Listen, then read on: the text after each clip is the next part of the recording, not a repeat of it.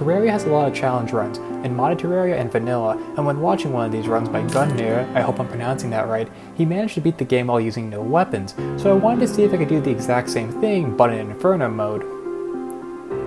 Before we get started, we obviously have to talk about the rules of the run, and if you really don't care about the rules and just want to get into the video, skip to this timestamp on the screen that you see right now. Well, first of all, we obviously can't use any weapons because, you know, that's like the entire point of the video. Next, we have to beat every boss on Infernum mode and beat the 4 most common popular super bosses, these being Astral Gelin, Goomza, Avatar of Emptiness, and Nameless Deity. We are also banning any cross-mod uses of accessories and armor sets, since many of them are imbalanced and would break progression. In other words, we're not allowed to use an armor set from the Catalyst mod in order to beat a boss from Infernum mode. This would also include cross-mod potions. This is mainly a ban on unique potions from the Alchemist NPC mod. This is because those buffs are very overtuned and unbalanced. If the buffs aren't attainable in vanilla Terraria or in Calamity, then they are banned. Lastly, the mod list that I'm using will be in the description of the video. Now let's get into the run. When loading into the world, our game plan is actually really straightforward. All we have to do is go into a cave, get some life crystals, get resources for potions, the main one being thorns, rush to the ocean to fish for the reaver shark, head to the underworld so I can mine hellstone for me to get bolton armor, grab some accessories along the way throughout the entire process, challenge the goblin invasion, get the goblin tinkerer to move in, get the tinkerer's workshop, and combine our accessories to get better accessories, then challenge our first boss. It may seem like a lot, but in reality, it's really not. All we do is rush for the Reaver Shark, and we also rush for the Goblin Invasion. And wait, we already died to literally the first bunny that we saw like 3 seconds into the run, and I haven't even turned on Infernum mode yet. The next thing I did was lure the bunny to my friendly NPCs who could just kill him for me.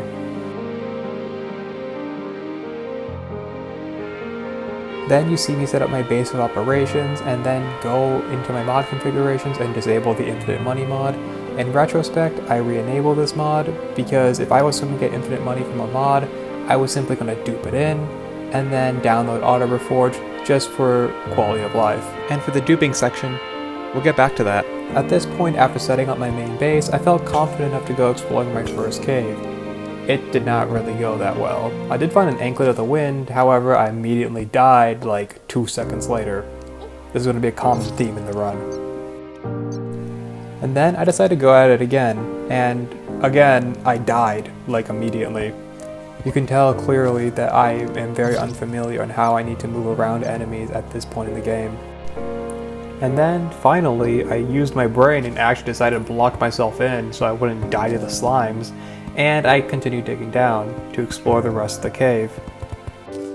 But in the end, this cave system just really sucked. All I found was a single life crystal, some amethyst which I used to create a grappling hook, and my cave exploration came to an end after being blocked by the desert. Not the underground desert, just the desert. The cave system was so small that I didn't even reach the underground desert. So after all of that, I decided to recall home and try to use the rope that I had to try to build it up to the lab in the sky, which always spawns right above spawn, and grab some herb bags so I'm able to create some potions from it. And I did not have enough rope, so I had to head to the desert to build more houses so the merchant will move in to sell me some rope. There was a pyramid nearby, and thankfully RNG was on my side, and it gave me a sandstorm in the bottle, one of the best movement accessories pre-boss. When I was exploring the pyramid, I already had enough rope from smashing pots near the gold chest, so I didn't really need the merchant anymore, but it was still nice to have him for other miscellaneous stuff. Typically at the bottom of the pyramid there's usually an opening which leads into the underground desert, and I really hoped that this cave system would be way better than the crappy one I found on the surface. And 2 seconds into exploring this cave system, I died to a random trap. Finally, I reached the island in the sky, being able to grab many materials to craft for potions, and also set up a garden for later use.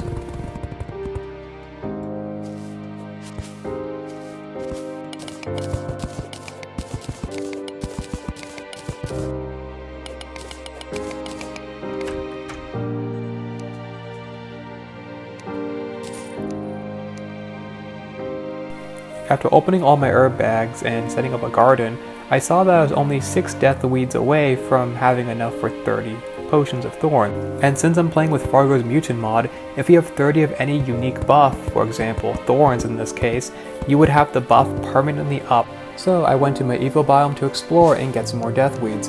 It went by alright. I managed to pick up the corruption specific chest, which gave me an item to give me damage resistance in that specific biome, but then, like usual, I got jumped by a bunch of Eater Worlds and died.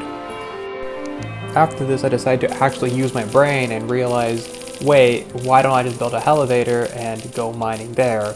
And so I talked to the demolitionist, bought some dynamite, and basically made my elevator.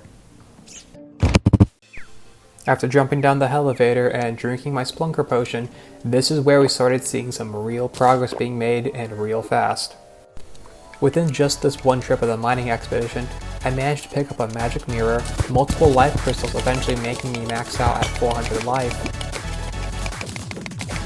the summon for the Eye of Cthulhu with some gravity potions, a band of regeneration, multiple rupees for life crystals, nameless deity painting, and when using the lava to bait out the enemy to jumping into it, we were able to get the best accessory we could ask for, the Craw Carapace. The reason why this accessory is so good is because it is essentially the Thorns buff, but better, and can still stack with the Thorns buff, giving you a 7% damage increase and inflict enemies whenever they attack you with a unique debuff called Crumpling, making you do even more damage to them. All in all, at the end of this mining expedition, we managed to get out of the cave with a bunch of new accessories, 400 life, and 2 extra life crystals, which we used one to create a heart lantern, and the other one we'll use the shimmer for later use. After a few in-game days, we finally had enough death weeds from our garden to get 30 Thorns potions so we can have a permanent uptime on it, stacking with our Thorns accessories. After this, I pretty much went back up to the lab area in order for me to explore multiple floating islands. My main goal was to find the bee floating island, which in the center of it has a honey, which I can use to get myself to have the honey buff. But instead, we found the vanilla floating island. It's still really good, and especially with the loot we found inside the red balloon, which we could combine into the sandstorm in the bottle to create a sandstorm in the balloon. And then immediately TP'd back to the main base and used my gravitation potion and went to the left side of the world. And legit, the first floating island I found happened to be the honey floating island I needed, so yeah. After this, I wanted to set up a pylon network across both sides of my world, so I went to the left side of the ocean to the sulfuric sea. This is because the sulfuric sea is guaranteed to generate to the left side of your ocean if you generate your world in Infernum mode. And on the way, I managed to beat these robots in order to gather more materials for later use. Then, back at the main base, I crafted the Wolfram Minion, which if you're holding right click gives you a defense buff and also a regeneration buff. Then crafted the Iron Skin and regeneration potion. After all of this, we are finally going to the right side ocean to fish for the Reaver Shark. On the way there, I place a lot of houses, so I have NPCs move in there, so I won't have to do that later. Once reaching the ocean, I make my fishing spot and fish for about 20 minutes, and no luck, I don't get a single Reaver Shark. I do get a swordfish though. So I went back to the main base, I got some more bait and worms, went back to the ocean, fished for another 20-ish minutes, and eventually got it. Now I was able to go to the underworld and get molten armor. When showing up down here, finding a Hellforge was surprisingly fast. Hell, I even found it in my first fortress. However, finding an obsidian skin potion, not so much. I had to break so many pots, so much so that I couldn't even compile into one short clip. That's how long it took. But eventually, I found the obsidian skin. After forgetting what the jump button is, next you'll pretty much see me get the materials I need, being hellstone and obsidian, for my molten armor.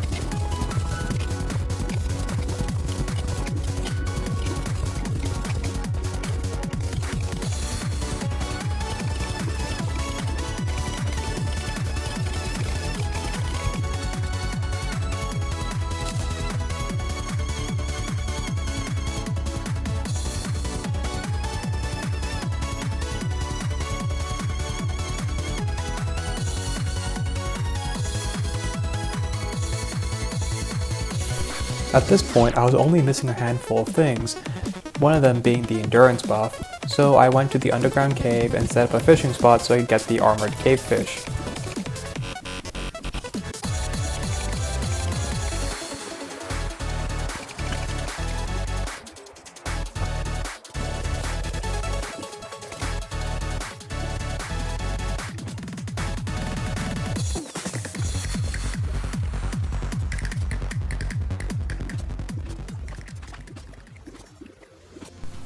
Then I made a quick detour to the Crimson in order to break some Crimson Hearts, to maybe get the Pain Necklace for later use. After that, I went to the outer 2/3 of the world, so I'm able to farm for Goblin Scouts to get their drops. This is so I could spawn the Goblin Invasion and get the Goblin Tinkerer. When I got back to my home base, I crafted the Goblin Banner and started the invasion. The invasion itself wasn't necessarily hard, it was just really annoying.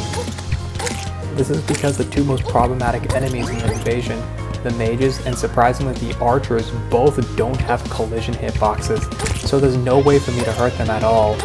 The only way I could possibly even get close to dying is if I get comboed a bunch. But in the end, it's the Goblin Invasion, it's not too hard and I go down without any problems. Almost immediately after, I jumped down my elevator for me to search for the Goblin Tinkerer, probably the most important NPC throughout this entire run. After a little bit of searching, I find him, untie him, buy some rocket boots, and buy the Tinkerer's workshop from him. I gave him a place to stay, and then had him change all of my accessories to warding. Warding will be the normal reforge we have throughout the entire run. After this, I crafted a bunch of upgrades for my accessories. Better boots, a better double jump, better life regeneration, and lastly, an Aether locator.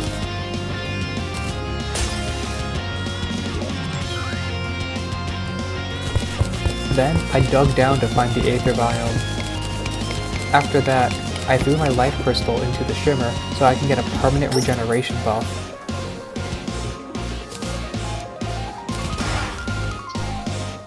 Finally, I made the arena and was now ready to fight my first boss.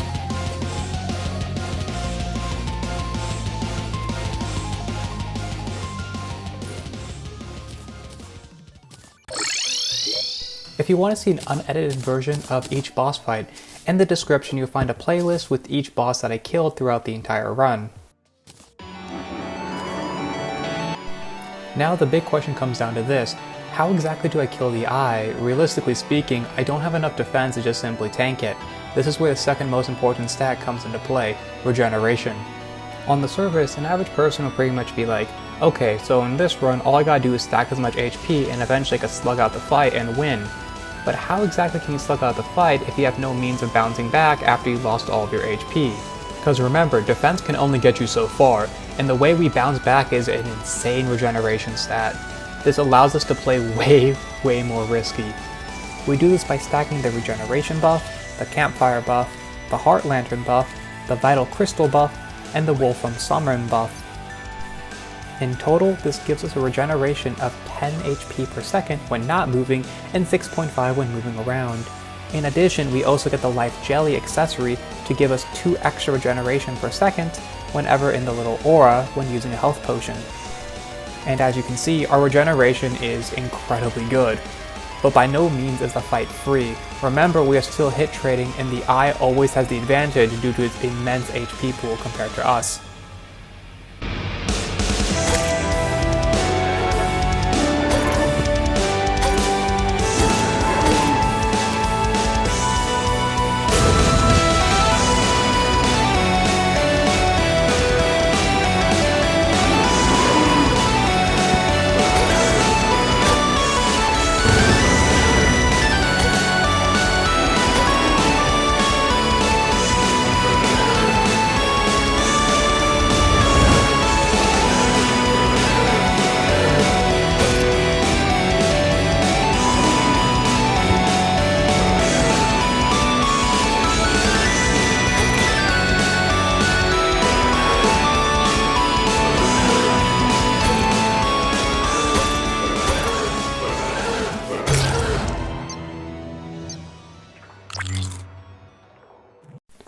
After beating the eye, we open his treasure bag and we get the Shield of Cthulhu, a really good item for this specific run.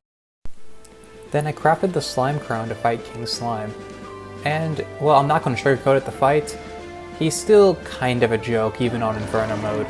Which is weird, because at first glance you think he has a lot of contact damage, and he could combo you really hard in his third phase, having to dodge 3 things at once: the King, the Gem, and the Ninja.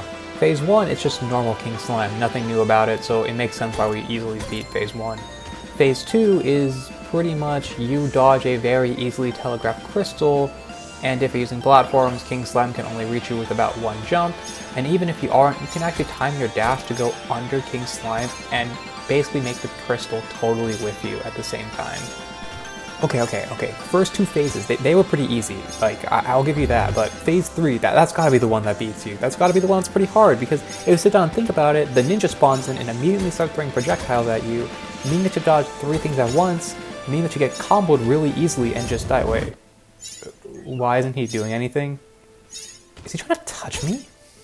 So, turns out, the ninja only starts attacking when you're a certain distance away from him. Okay, but this shouldn't change anything. When you dash away, you're going to be far enough away so the ninja will start triggering. Oh, he isn't. God damn it. And something never changed. King Slime still loses hard to platforms. He's never beating those allegations. With that, we beat King Slime, and he goes down without any problems. After dealing with the fraud King Slime, he does drop something pretty good, being the Crown Jewel. It's basically defense stat stick and also regeneration stat stick, like 2 things that are really important in the run. Then I bought some more buffs, then I wanted to challenge the Eater of Worlds, and well, it didn't really go by that well. Alright, future me problem, let's do something else. Yeah, Blood Moon, yeah, let's do that instead. The Blood Moon went by really well because these guys just couldn't hurt me. I got really bored to some of this giant old bunny from Consolaria. I couldn't bother by remembering his name. And, well, he couldn't really kill me. And when I mean he couldn't kill me, I mean like he really couldn't kill me. I got so fed up that I jumped down my elevator just to hoping that he would potentially burn in the lava. And somehow that worked, like he died. I didn't get his boss drop, but hey, at least that's another boss down. After the Blood Moon, I looked at the loot on the ground, and I got this thing called the Crimson Knight, and it's a vanity thing which turns me into an elf girl, kind of. I see this as an absolute win, and I'll be keeping it on for the rest of the run. After this, I swung by the desert to fight the Desert Scourge. This is because he drops half of a crafting recipe to get the Tesla Potion. Sure, I won't be able to craft it until after Hivemind, but I still want to get a start on it.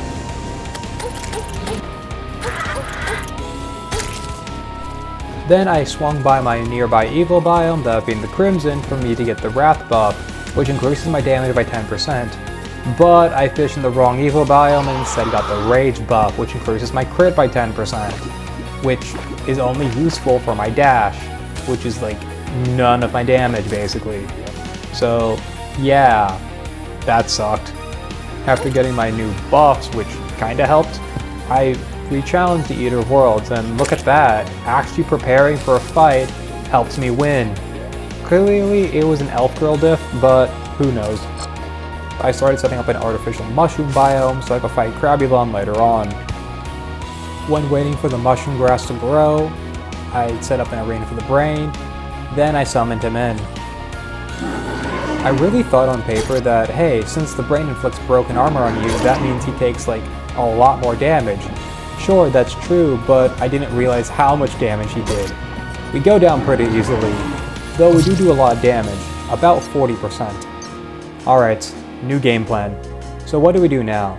I craft a bunch of boulders and decide to drop a bunch of rocks on him, which surprisingly works. Again, come on, bear with me, man, this isn't a weapon, just let me have this, man. 100 boulders later, and we kill the brain by him running into me, and he just blows up. Okay. Alright, Hivemind time. I chose the Hivemind over the Perforators mainly because the Hivemind has a lot more minions, but they're a lot weaker than the Perforators' few minions, which are far stronger. I just thought it'd be easier to deal with, and I overall find the Hivemind moveset in Infernum mode way easier to deal with. And at times you'll see me pause mid-fight during some bosses because I get really nervous in a run like this due to the length of the fight that we have. And so, after 2 attempts, he goes down. After this, we are finally able to craft ourselves the Tesla potion, and more importantly, wings. So I swing by my floating island, get some aerolite ore, and wait, look at that, the mushroom biome's done. And we can kill Grabulon real quick, right? No.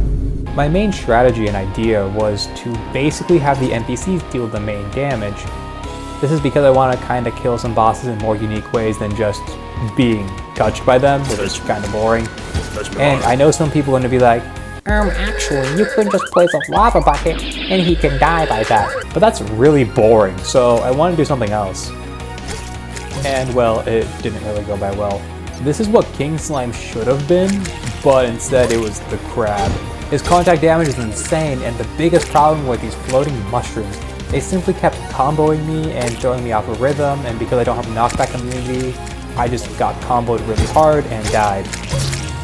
Alright, let's get the final stuff that we needed before fighting this boss. I went to the Sunken Sea to get the final ingredient for the Tesla potion, then I expanded the arena so I have more room to play with, and finally I got myself to have wings. And honestly, after redoing this boss fight with all these upgrades, it was like night and day. The Tesla potion came in real clutch. All of those spores, which was such a problem for me in the first few attempts, they were basically trivialized. They could never touch me. Grabulon goes down.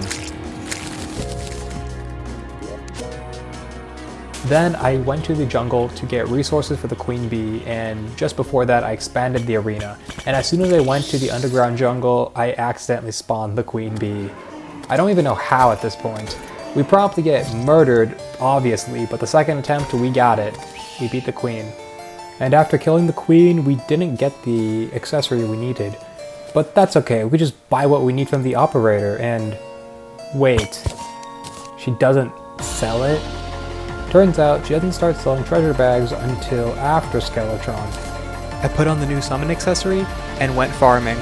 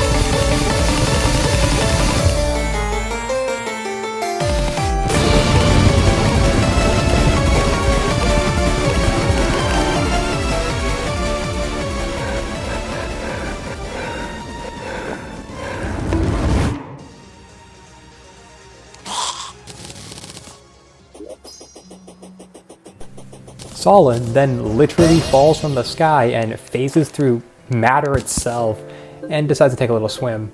We talk to her to start her questline.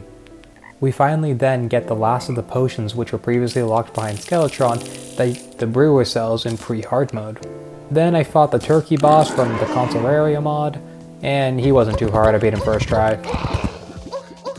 After that, well, I pretty much just go fix Solon's telescope and do some stargazing with her, and then she literally has like a midlife crisis seeing this like big ol' red portal, and she tells me to leave her alone. After leaving Solon alone, I decide to fight the Deerclops, and the entirety of phase 1 could be summarized as me standing still and dropping a bunch of cactuses on his head.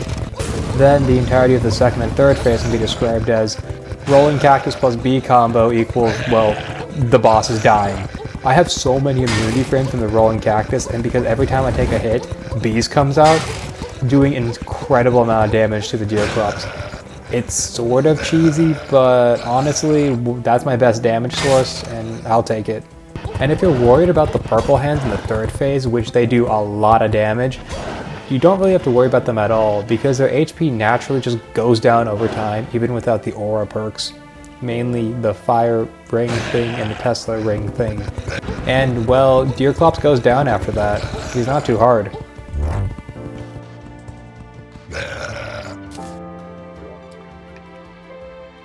Next was God Slime, but had to do a little bit of preparation before fighting this man. I went to the dungeon to grab a bunch of spikes for this boss and the following boss, being the Wall of Flesh. So right now, I'll describe my general game plan going into this boss fight. As of right now, using spikes and just standing on them by themselves, I will eventually die over time. My defense is not good enough and my regeneration is nowhere near good enough. However, if I use the Wolfram Summons, I will actually have enough defense and regeneration to survive, meaning that I will have a constant flow of DPS while standing on the spikes, because remember, the bees are legit the best thing in this entire run. However, I would say this boss took way longer than it honestly should have, and it's not because they have one specific move that is difficult or a phase in general that is hard. No, it's simply because it is so stupidly easy to accidentally despawn them that it happened so many times that majority of my runs would simply end because I accidentally despawned them. You can even see in my first run that I skipped the entirety of phase 2 and just push it on to the Slime God phase. But after a scary close phase 3 on the Slime God, I managed to beat the boss.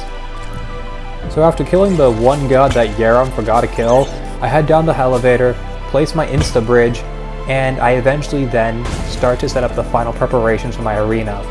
I placed a crap ton of spikes down, because remember we got a bunch from the dungeon, and we got the remaining that we needed from the jeweler, from the Alchemist NPC Mod, and well, our preparations are now done for the Wall of Flesh. Running this specific accessory loadout gives us enough HP regeneration and defense to out-heal the damage taken from the spikes, even while moving. The main problem with God Slime, or Slime God, sorry, is the fact that, well, the only way we actually out-healed the damage was when we stood completely still. Now it's not a problem. Again, the bees simply just don't lose. And after all of that setup, here's how the fight went.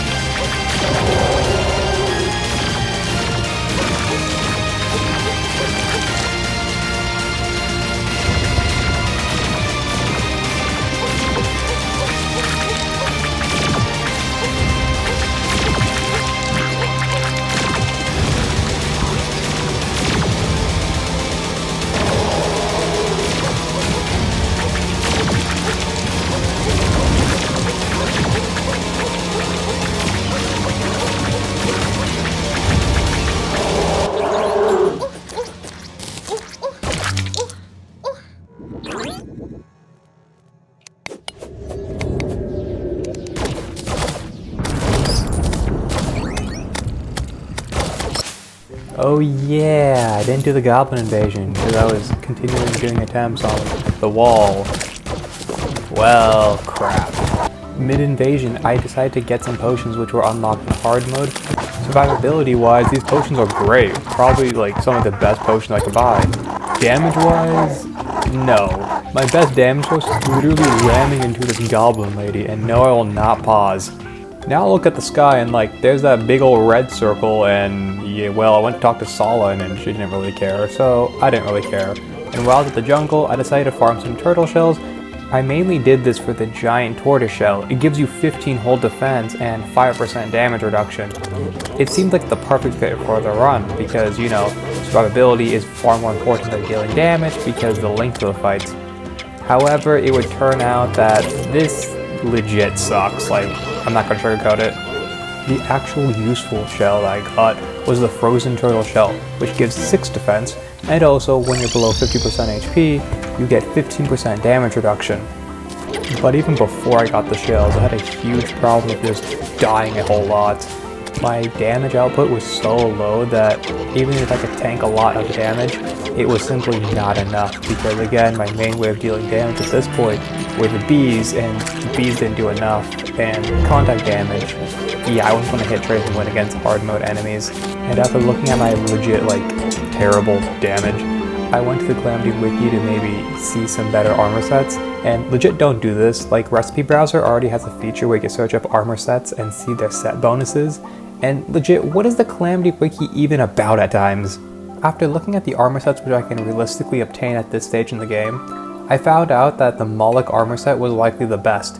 This is because their armor set bonus has you summon 2 clams which would protect you.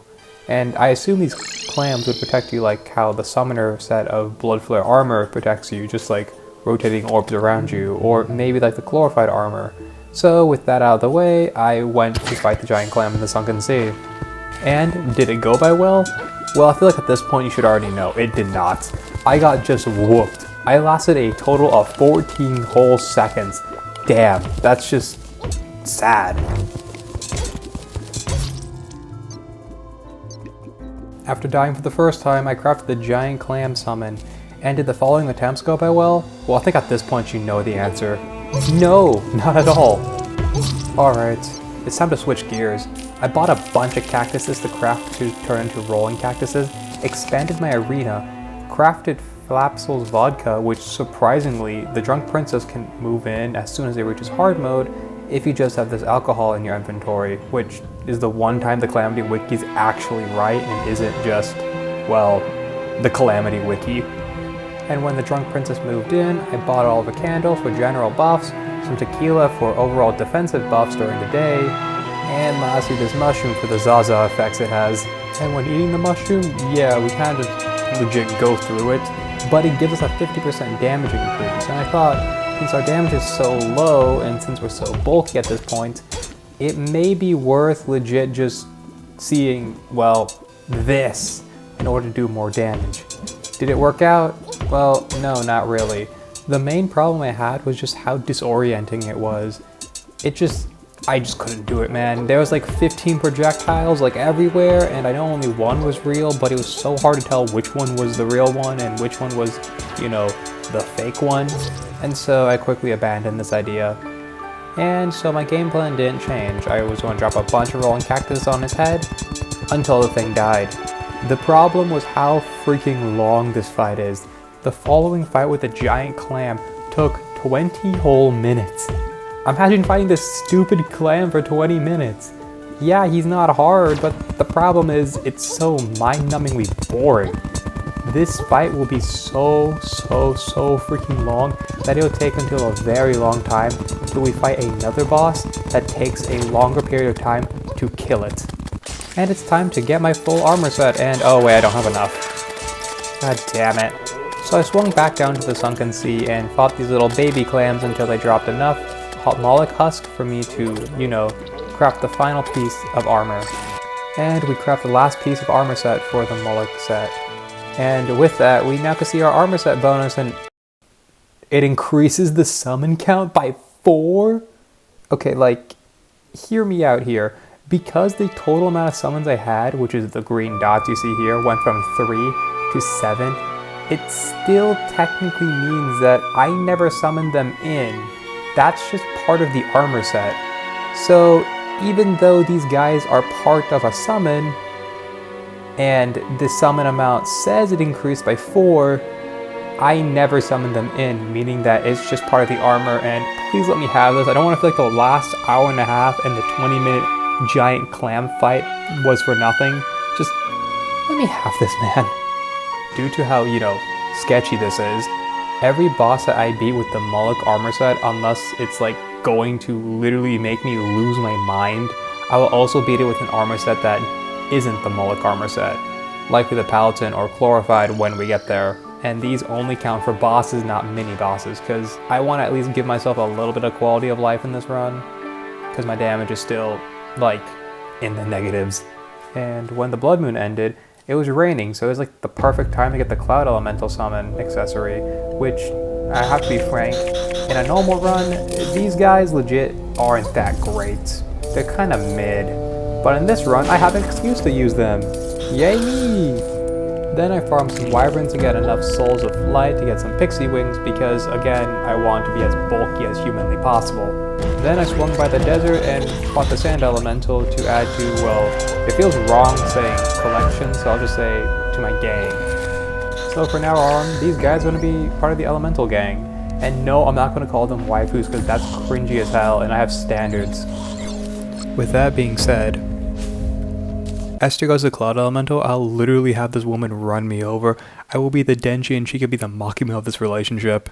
A little bit later, I swung down by the Underground Hallowed, got the little crystal thing which summons the Queen Slime down there, and I fought her. So the fight wasn't really that interesting. My elementals didn't really do that well. It was mainly just the clams or the Moloch armor set. And like I said, after beating Queen Slime, I'll beat her again, with this time with a different armor set. I chose the Palladian armor set, so I went down to the mine to get the ore, and refought the boss. The reason why I chose this armor set over the others was because of its armor set bonus. It gives you an increased life regeneration every time you deal damage, and this includes, from the Elemental gang, so it was really easy, but just a really, really long fight in comparison to the first attempt. Immediately after, I got the Cryo Key to summon in Cryogen, and like Queen Slime, the first time I beat Cryogen was with the Moloch armor set, and the second time was with the Palladian armor set. And really, these two fights can be summarized by they take a really, really long time, but they're really easy. Again, if you got the Warmth Potion with you, Cryogen kinda becomes a joke.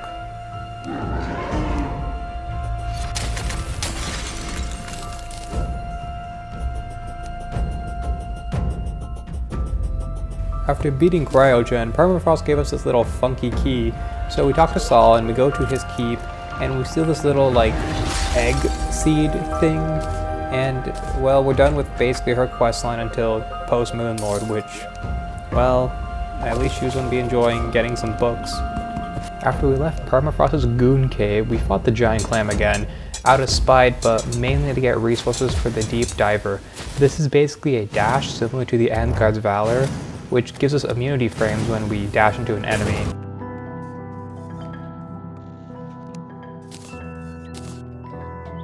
After crafting the dash accessory, we craft the mechanical eye to fight the twins, and the fight was literally a joke. It was free.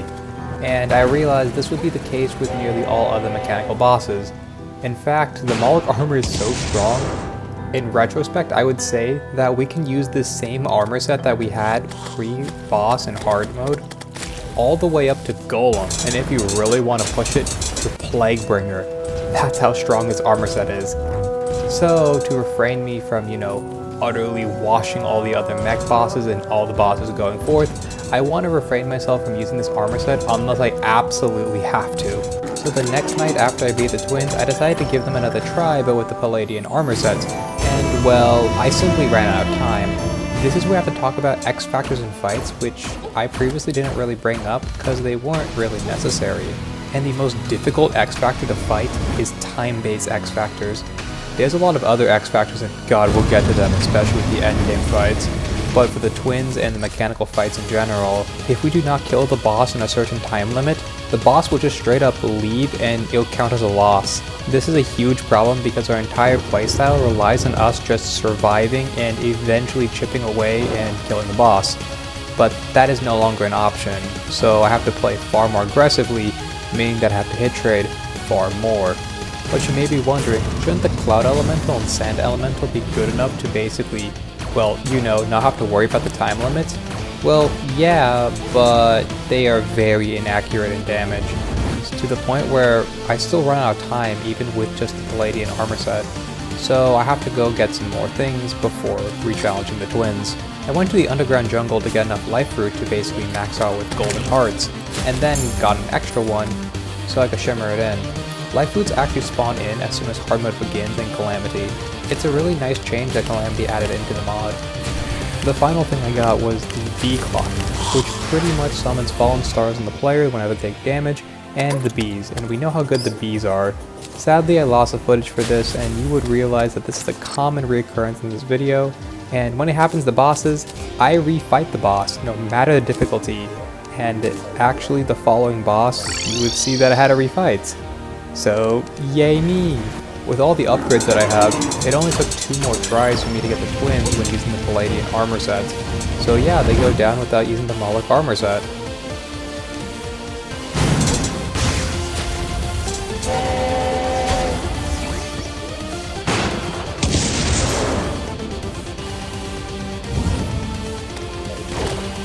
With the twins dead, that means mythical ore now spawns in our world, which means we can mine the ore in the Brimstone Cracks, which means we can fight the Brimstone Elemental. And yeah, this is the boss that I had to redo because I lost the footage for the first one.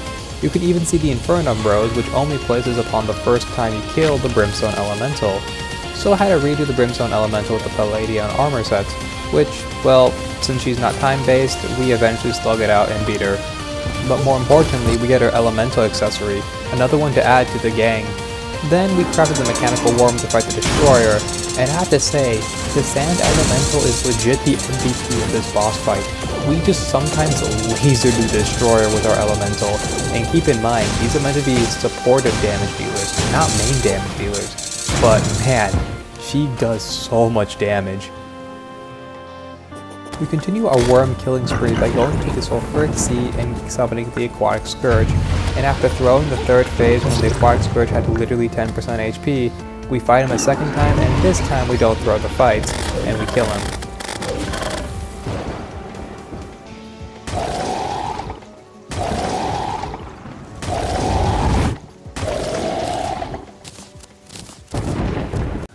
The final mech that we had to kill was Skeletron Prime, and just like Skeletron, this guy can stall for like ever. He's not hard at all, he's actually the easiest of the 3 Infernum mechs.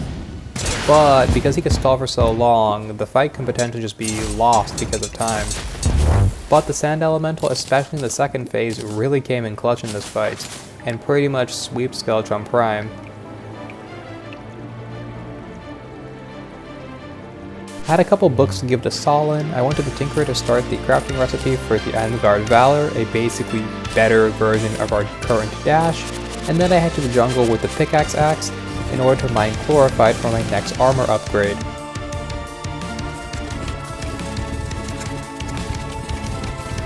We then craft the Bloody Orange, and then craft the Ancient King's map from Fargo's Mutant mod, which basically shows you the entire map.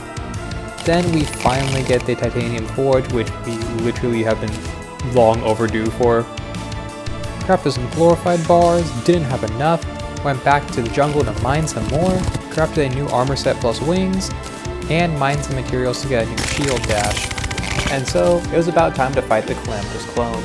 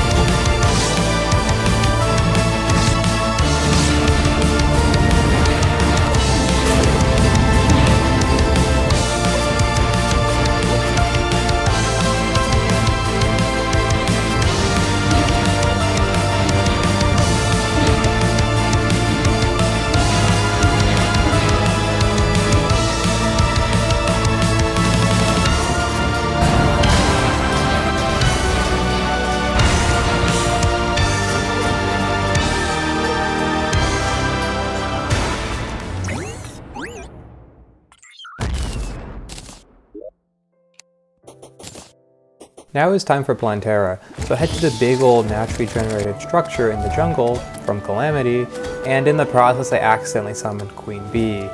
And also in the process of excavating the arena for the fight, I accidentally summoned Plantera. We did really well for our random fight, but we ended up dying. And after finally finishing my arena, I was ready to fight Plantera proper this time. And here's a sped up footage of the entire fight. This is probably the shortest hard mode fight I had, and this is just to emphasize how long these fights are. Although I say they're long, I pretty much cut out a lot of the footage because, again, it's just me dodging the same cycles for a really long time. The Plantera fight is the shortest one in all of hard mode, and this fight took 8 minutes.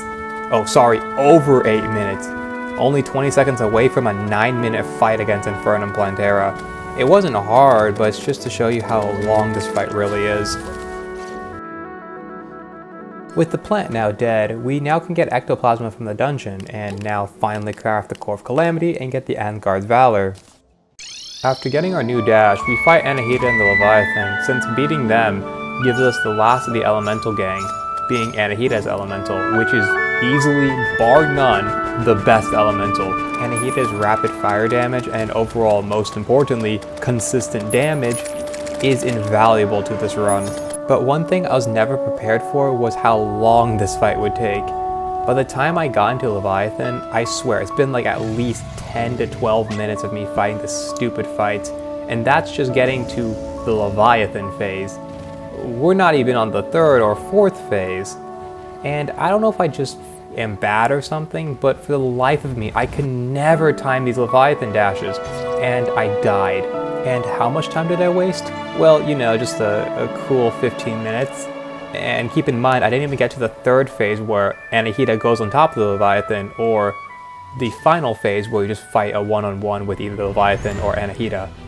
Meaning that if on pace to get a successful run, it would likely take 30 to 40 minutes. That's how long this fight will last. And so I challenged him again with the exact same armor setup. I just figured I needed to dodge better, and well, the same result. I died again. At this point, I just put on the Moloch armor set, because remember, although I challenged them twice, I spent maybe good 25 minutes on them already in 2 attempts. If I do this anymore, I'll spend an hour on like 5 attempts on Unedited, and I just didn't want to do that. So I put on the armor set again and challenged Unedited. And this time, our damage was way better. Although our mobility was kind of butchered a bit, our damage was actually consistent.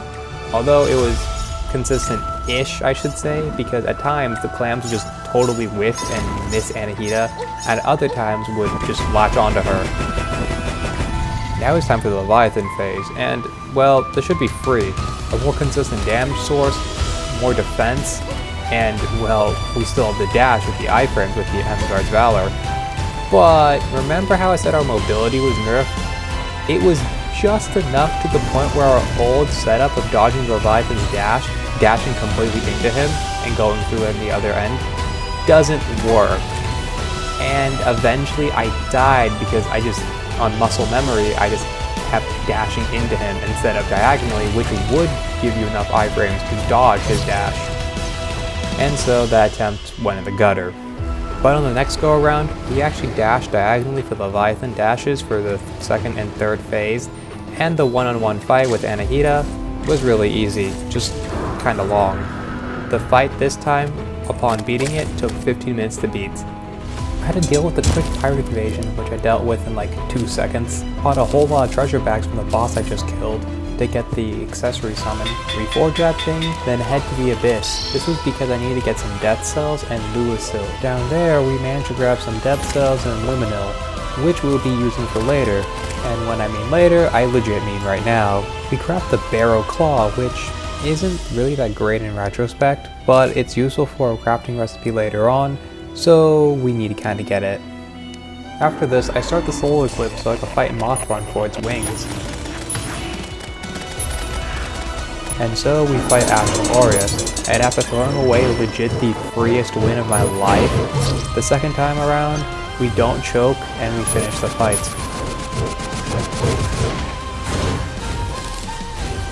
With all of that being done, it was finally time to head to the Jungle Temple to fight Golem.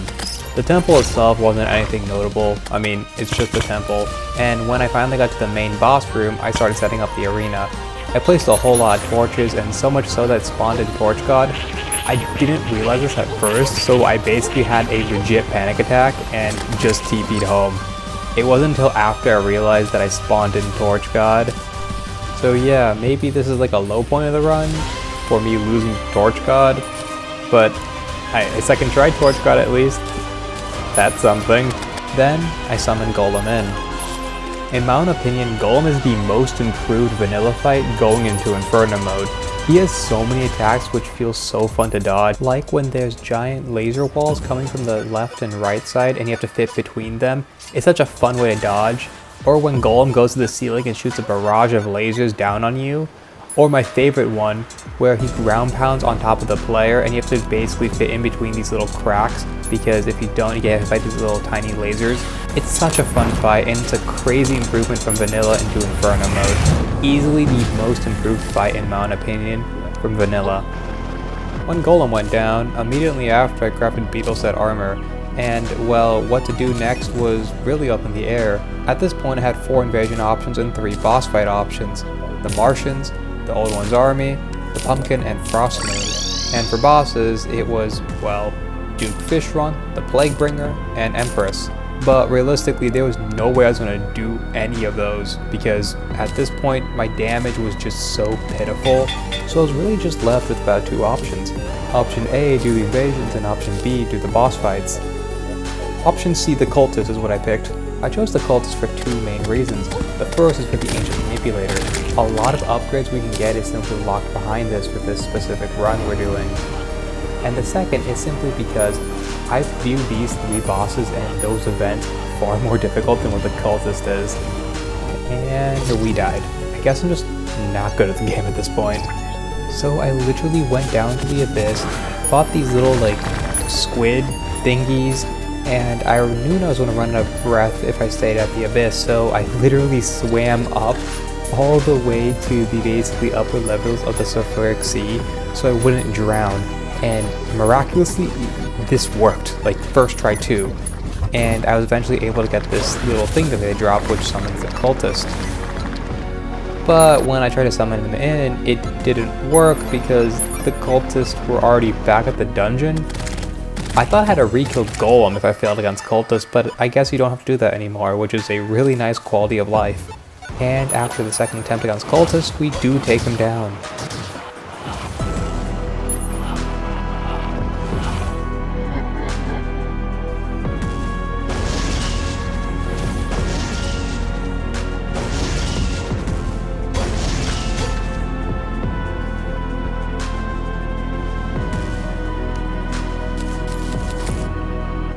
When the Cultist died, I quickly went down to the Deviant, fought a bunch of Sand Elemental summons, and fought the Sand Elemental until I got the rare Elemental in the bottle, which basically is the Sand Elemental version, besides it actually heals you.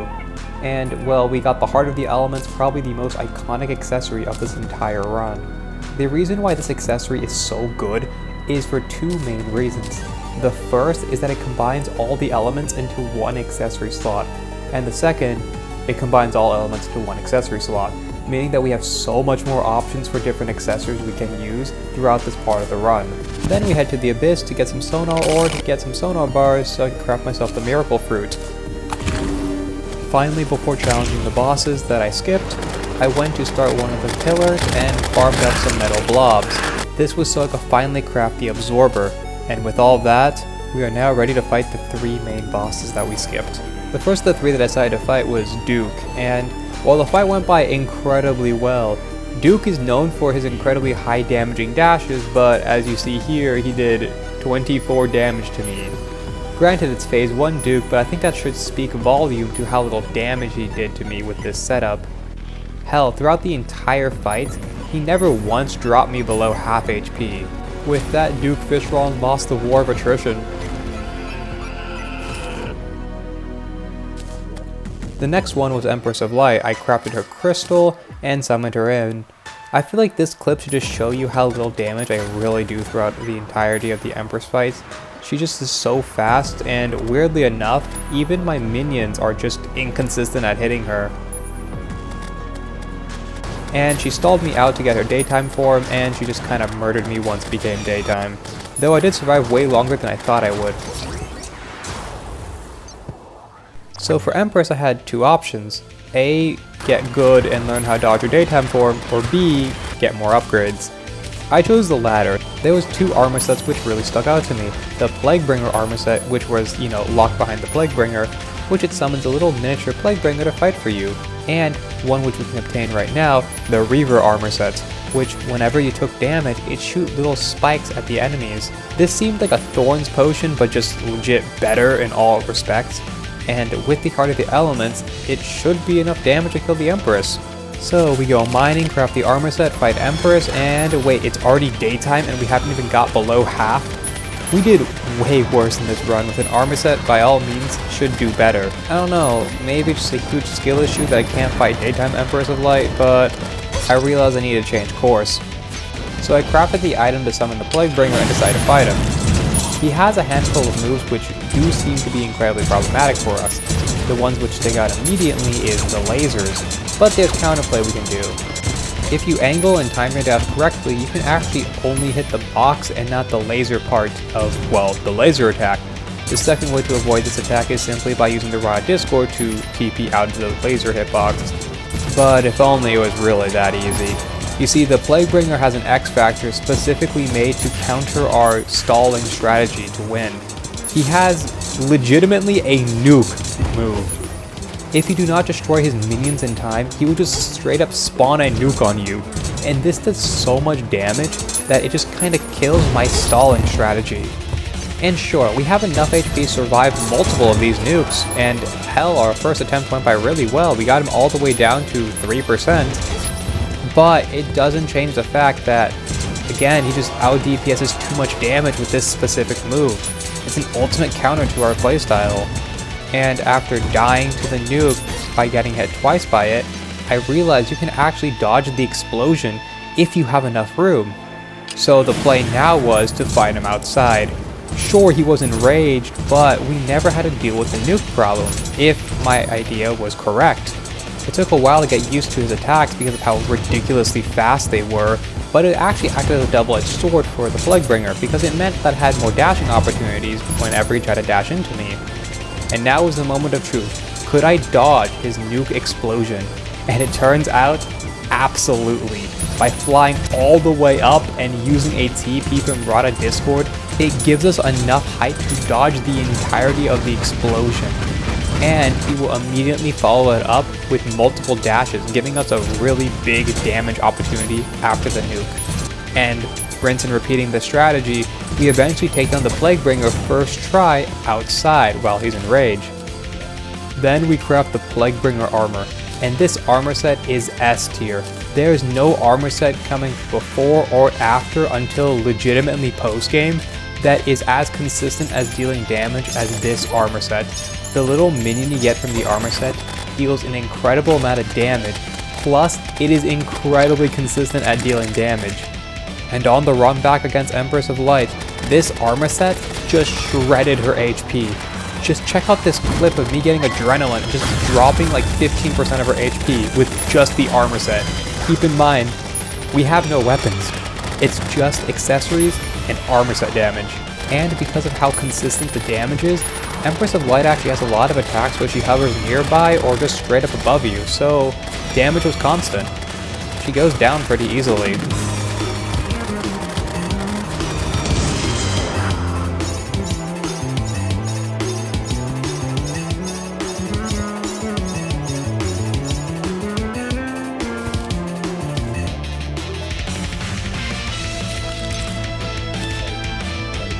We had to fight the Ravager after, and this was legit just a armor set showcase. It just legitimately tore through Ravager. Ravager stays still, and, well, the Plaguebringer armor set just shreds through his HP. He goes down first try.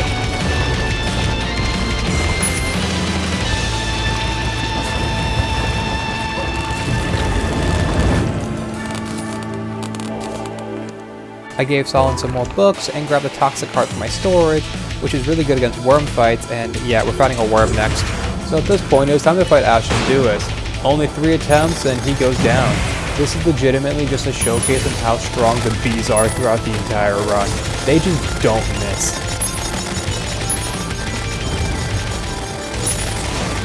And when opening the treasure bag, we get the Hive of Astrum Deus. This is legit the Star Clock, but just better in all regards. Look at how it massacres King Slime.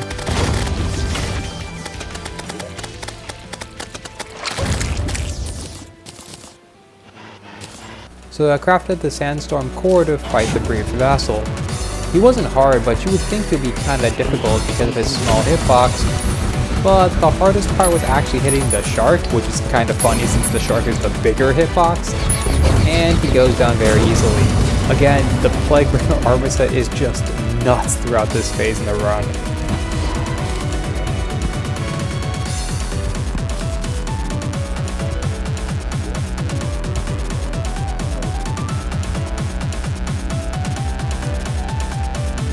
And now we get onto the problem of this fight. When we leave this fight, for some reason, it resets all of the Calamity bosses that I fought in boss checklist, including the events which are locked behind defeating them. So I had to rebeat every single boss again, which is really whack. Also, I think this would eventually screw up my Solon questline. I'll get to that later on. Oh, I forgot about Orkram. Okay, let me deal with them real quick.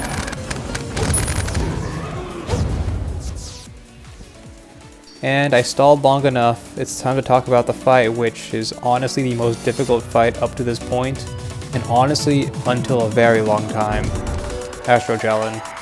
Astrogelon hits like a freaking 2x4. He kills me in 6 hits with my defensive setup, and no other boss up to this point can even come close to that. He has a move which, if you get hit by it too many times, you will simply die, and he has a stupidly high defense. Like, it is stupidly high, I swear. But that's just phase 1. Phase 2 is all of that, but it's even more difficult. Phase 2 of Astrogelon, like Plaguebringer, has an anti-stalling X factor. I'll let these 3 clips play out and you can see what the anti-stall factor is. Here's the attack normally when you fight Astrogelon. Well, it's just normal, you know, you just dodge in between the purple slime balls. Here's the attack when the fight goes on decently long. It's sped up, but you can still realistically, if you time it correctly, dodge in between the slime ball attacks. Here's the same attack, but if the fight goes on for really long. Yeah, and keep in mind, he hits like a freaking 2x4. There's no way I can realistically dodge in between that. At this point, I was already recording for 3 hours and basically was kind of mentally dead. I took a break for a couple hours and then basically played another 40 minutes fighting Astrogelon, going into a wall again and again, and I decided to hop off for the day. Remember how I mentioned like 30 minutes ago how losing footage would be weirdly common throughout the entire run? Well, guess who lost the footage of them beating Astrogelon, their world for some reason being reset for a 3rd time, and Solon basically glitching out? Me! Bosses can only drop their souls upon the first kill of them. And remember how it keeps mentioning how I got new books for Solon? This was for this. The entirety of the bookcase that I had sorted for Solon was reset. And I don't know why. And yeah, I had to refight Astrogelon, 12-minute fight, which he can 6-shot me. Again. Yay me! And I was going to do an edit of Astrogelon because he's a cool fight. But in the end, I decided not to, just out of spite for this happening. And I left the entire footage sped up here so you guys can see how long this fight really takes. And keep in mind, in 6 hits I'm dead, and a lot of times I got scarily close to dying. But in the end, we ended up clutching up on our first try miraculously of this recording footage.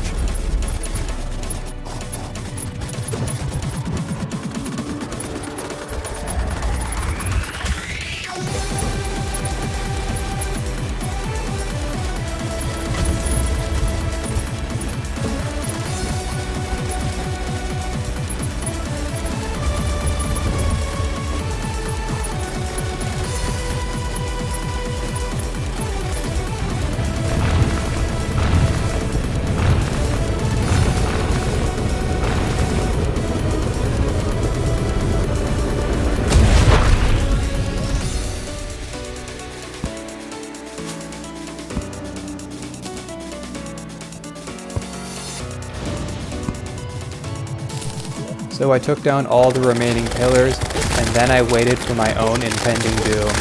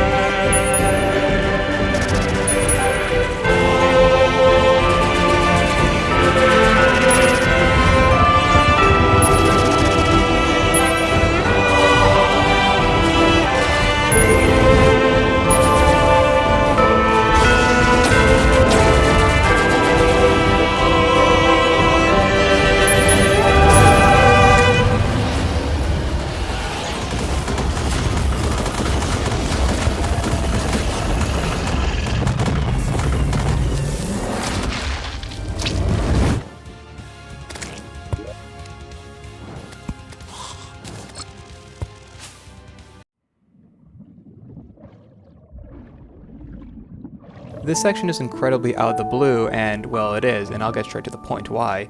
I accidentally summoned 2 Wolfram summons in the Moonlord fight, one at 31% HP and one at 14% HP. I doubt these 2 summons would have changed the tides of the fight, but I still want to be as transparent as possible. The reason why I didn't redo the fight is because I didn't even notice that I summoned these 2 summons upon completion of the Moonlord, and I wouldn't notice until late stages of me editing the video, to the point where I was literally done with basically, well, the main video and was compiling the footage for my completion of all the bosses into one video, and then I would notice. Again, I want to apologize for me overseeing this, and I doubt this would change the course of the fight, but I want to be as transparent as possible. Now let's get on to post-Moonlord. The Moonlord actually drops one of the books that you can give to Sullen, and it actually gives you a food buff called the Cinnamon Rollin', which is actually better than the current food buff we have. So we grabbed that. Then I craft the Stardust Armor, and it straight up has an armor set bonus which summons Star Platinum from JoJo's. The sky's really messed up and it's like all constantly dark and there's no music, and Avatar's apparently trying to turn the world into like a snow globe. But let's check out Sullen. And remember how I mentioned Sullen's like glitched? Yeah, let's check her out real quick. And when checking up on Sullen, well, she's just kind of standing there. She doesn't understand the basic concept of opening a door that isn't destroyed. Like, woman, go through the door, it's open, you can literally go through it! But I doubt it would work anyways.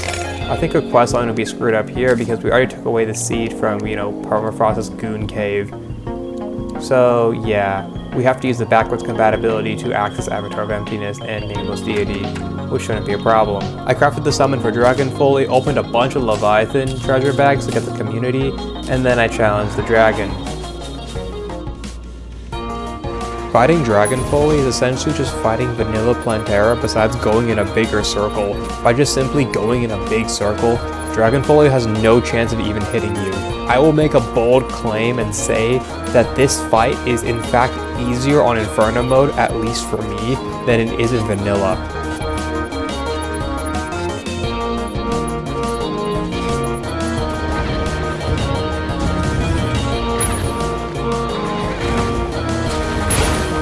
But the main reason why I killed Dragon Foley was he dropped materials to craft the Blunder Buster, which its description says it summons a lightning aura around the player. I assumed to be something good like, you know, how Bloodflare Armor for the Summoner class summons little orbs around the player. And what the hell is this? It's legit the bootleg Kool-Aid looking ass version of the Tesla potion. It does like, what, 5% more damage? But dude, I have to be so close to hit the enemy with this that it's not even worth it. I might as well just have another accessory to just, you know, continue staying alive than just having, well, Kool-Aid Tesla aura thing. And after seeing, well, that, I went to the underworld to farm Unholy Essence so I could summon the Providence Guardians. Now that I have, you know, the Stardust Guardian and a very consistent damage dealer, the fight went by really well. Except I lied. This fight is stupid. And it's not because the boss is like dumb and has like an X factor that's hard. In reality, this fight has like almost no X factors. It's the fact that the Stardust Guardian is weirdly inconsistent at dealing damage. No, like seriously, really inconsistent. Honestly, it feels like a coin toss when I'm using Star Platinum. Sometimes his damage is really good, he just locks onto that Guardian.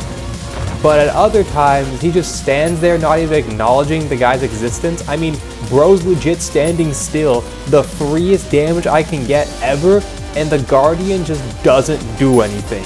Like, why? Like, it's so frustrating. And the most insulting part is the fact that we're jumping from an S tier armor set being the Plaguebringer armor set to like a B to at most an A tier armor set being this armor set we currently have. I mean, this is legitimately a post-Moon Mode armor set, and it has less damage consistency than a pre-Lunatic Cultist armor set. Okay, like, bro, you are legit made of stars, and you have a cool-ass reference to JoJo's, and you're being outclassed by bees. But all of this was in retrospect. At the moment, I just thought I was having a skill issue problem. So I turned on the low lag mode on Infernum Mode, and I went back at the boss. And I would continue fighting the boss for many attempts. And I would continuously have the same problems as I always had. Sure, I got far in a few attempts in Phase 3, but it always ended the exact same way. My damage was stupidly inconsistent, and my defense was just terrible. Oh, I didn't even mention my defense. Yeah, my defense was bad too. And like every other fight, the fight is a slog, so every time I died, I wasted anywhere between sometimes as low as like maybe 4 minutes to as high as 10. I legit got so frustrated at one point to where I crafted the Ruin of Cause and tried to fight the Ceaseless Void to get this accessory of his, which reflects projectiles, which seems really good. And, well, this ain't happening. I'm not beating this boss. At this point, I was legit grasping at straws. I went to get the freaking Fleshy Totem, which its only niche is being really good against a dogfight, which reduces half of all contact damage, which during the third phase, aka when you fight 2 guardians at once after you kill the healer, it reduces all contact damage by half once every 30 seconds. And I also grabbed the Blood Pact, which increases your total HP by 25%. That's how desperate I was to survive, because again, I had bad damage, but I could circumvent that if I simply lived. But even after all of that, it just didn't happen. I just couldn't survive. And after dying in the second phase by slime bouncing on the Guardian's big ol' head, I realized I needed to take a step back. This wasn't working. Maybe I needed to go, you know, back to the basics. I needed to go back to the melee class. The most important thing that I learned throughout this run is the fact that it legit doesn't matter how much damage you do. If you can't finish out the fight, who cares that you do 1 trillion damage? You still died in the end. So prioritizing defense is far more important than dealing more damage, especially when our damage increase is very small. So we put on the armor set and head to the fight. And surprisingly, our damage isn't actually that bad. Sure, it's not Stardust Guardian level tier, but we traded off for far more defense. We were simply able to last far longer in the fight than what we previously were able to. And we even make it to the final phase within our first attempt going with this new armor set. Sure, we didn't beat it first try, but we did 15% damage to the final Guardian's HP on our first try. This was far better than the vast majority of my attempts when done with Star Platinum over here. The openings we had, sure, it was less, but they were far more consistent at dealing damage than the Stardust Guardian. For the healer phase, for example, anytime the healer stood still, or when the healer decided to drop down a bunch of crystals on me, it was a big damage opportunity. Where anytime the Guardian decides to dash into me whenever like the main Guardian or the final Guardian is spewing a bunch of lava or fireballs at me, it's a huge damage opportunity because remember, if you dash into the enemy you get iframes even if you dash into them while they're dashing into you. For the final Guardian, it was far harder because there's way less damage opportunities, but you're still forgetting that I still have the Heart of the Elements, and Anahita legit is coming so clutch in this run. Her damage, sure, was low, but it was consistent, and because the Guardian didn't really do that much damage in comparison to what it did to me with the Stardust armor set, I was able to simply just survive. I had a few openings for where it shoots this little projectile straight at me. I tried switching to Stardust armor set to get the Guardian to attack the Providence Guardian, but at times it worked and at times it didn't work, and my other openings were entirely positional based. When the final Guardian decides to shoot these lava spears at me, it's an opening depending on my position. With all of that, and the fight lasting for a stupidly long time, we kill the Guardians and finally can challenge Providence.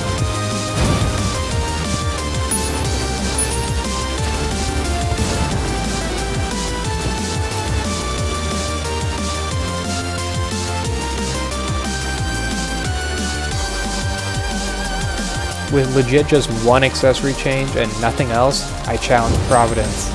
I intentionally challenged her very late into the day because I had to basically get used to her nighttime form because in normal Calamity, whenever it hits nighttime, Providence doesn't leave the fight like the other fights to have a time limit.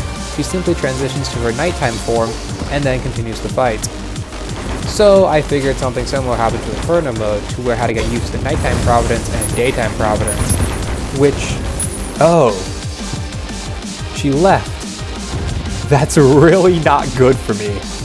So then I challenged her with the max amount of time, starting the fight at 4:30 AM and eventually dying at 1:25 PM. But look at the health bar, 48% of the HP still remains.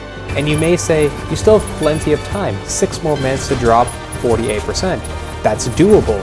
It would be if during the second phase, she doesn't have entire huge lengths of cycles where she simply is unkillable. Well, I should say not unkillable, unhittable. How exactly am I meant to hit the Guardian's Crystal during this, or any of these attacks? It's simply not doable. She has so many moves that just stalls us out, so we just lose by default because it became night. Things needed to change. So I hopped onto another world to basically do some experimenting. I enabled the cheat sheet mod in order to see what possible damage increases I could do for my dash. With it by default, it is about 1200 damage, but with the damage increases by simply equipping damage accessories, it went up all the way to 3400. With this, it may be enough to do enough damage to kill Providence within the time limits. So I load out of the world, disable the cheat sheet mod, delete the cheat sheet mod, and then load back into my world, re-challenging Providence.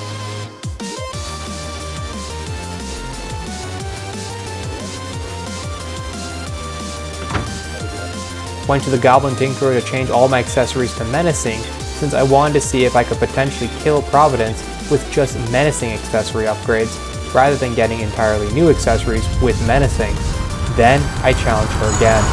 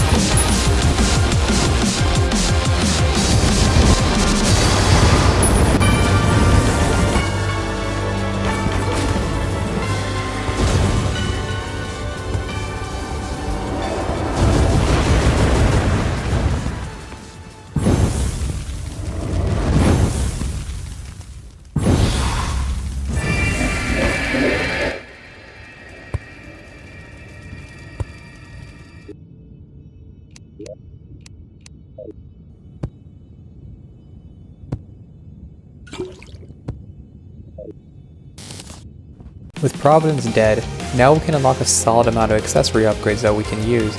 The main one that we fished for, and the reason why I put so much emphasis on the Guardians and Providence herself, is the Profane Soul. This is a direct upgrade in comparison to the Heart of Elements, but the sleeper accessory, which I appreciate far more throughout the run, is the Blazing Core. It legit works as a parry, but if you parry correctly, it shoots stars outwards from the player in a circular motion. And just like every other parry in video games, you parry it correctly, you take no damage. But the best part about this accessory is the fact that you don't have to be perfect with your parry for the stars to come out. You can actually be a bit early or a bit late and the stars still come out, dealing an incredible amount of damage, though you will not negate the damage you took from the attack you tried to parry. And to show the damage potential of this accessory, just look at how it obliterates Poltergeist's HP. It just tanks. So I wanted an armor increase in defense, so I went down to the jungle to get new ore so I could get a new armor set.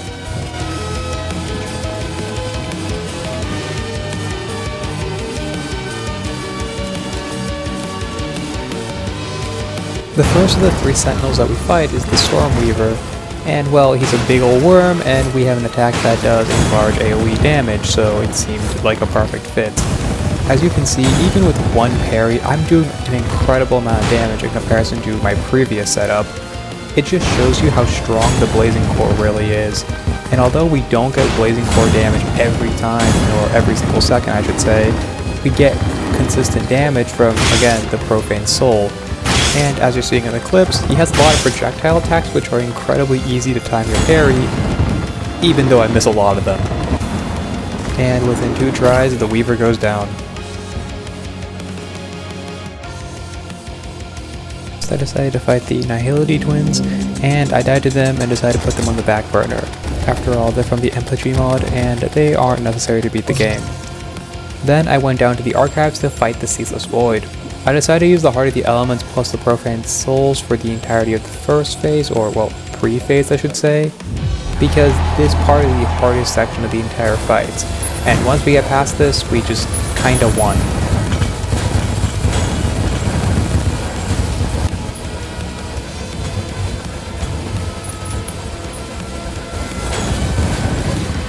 Anyways, my main opening is this rain attack that he summons in.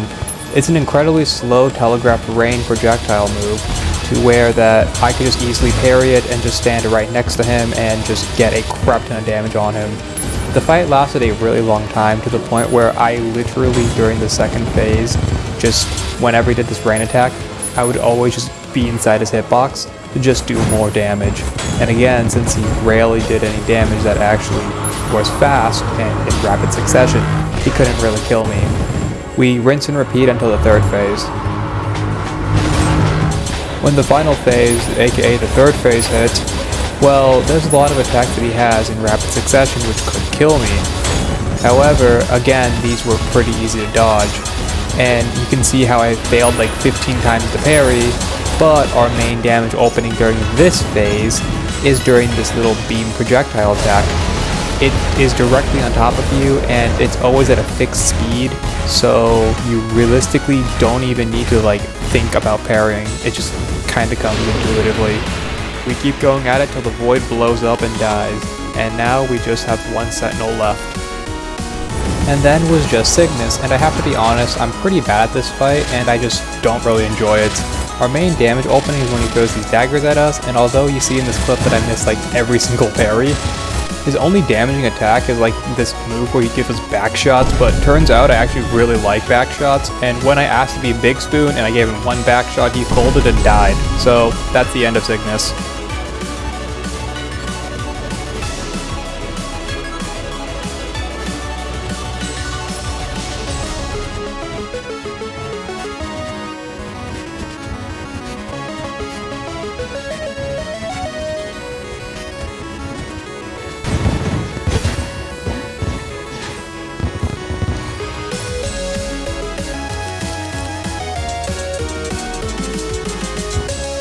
Then I went down to the archives again, and then expanded the arena for Poltergeist, and I don't really need to explain how this fight went because, well, you already saw a little clip with the Blazing Core on how much damage I did. but I'll still talk about it just for the sake of it. These red dots is a damage opportunity that we have, but again, the real moneymaker is every time he dashes into us in the first and second phase. This just deals a stupid amount of damage with a parry, and I want to show you the clip again because damn, it's so much, man. And on his third phase, bro thinks he's the king of the underground and just straight up copies Asgore's attack, which becomes our new damage opportunity within the third phase. However, some old habits die hard and he decides to dash and, well, dies. And, well, that's the end of Poltergeist.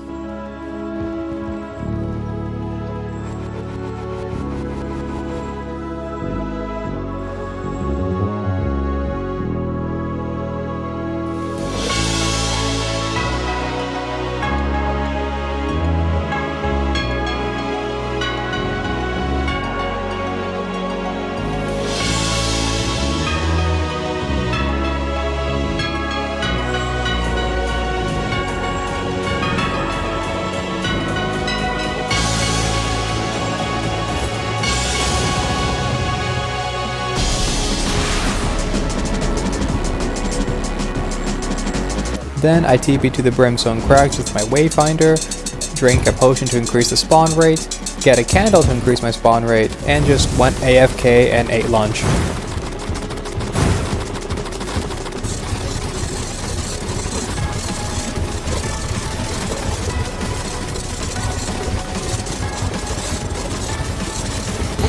I'm honestly surprised that we didn't die throughout that entire thing. And with the loot that we farmed, we crafted Bloodflare armor for ourselves.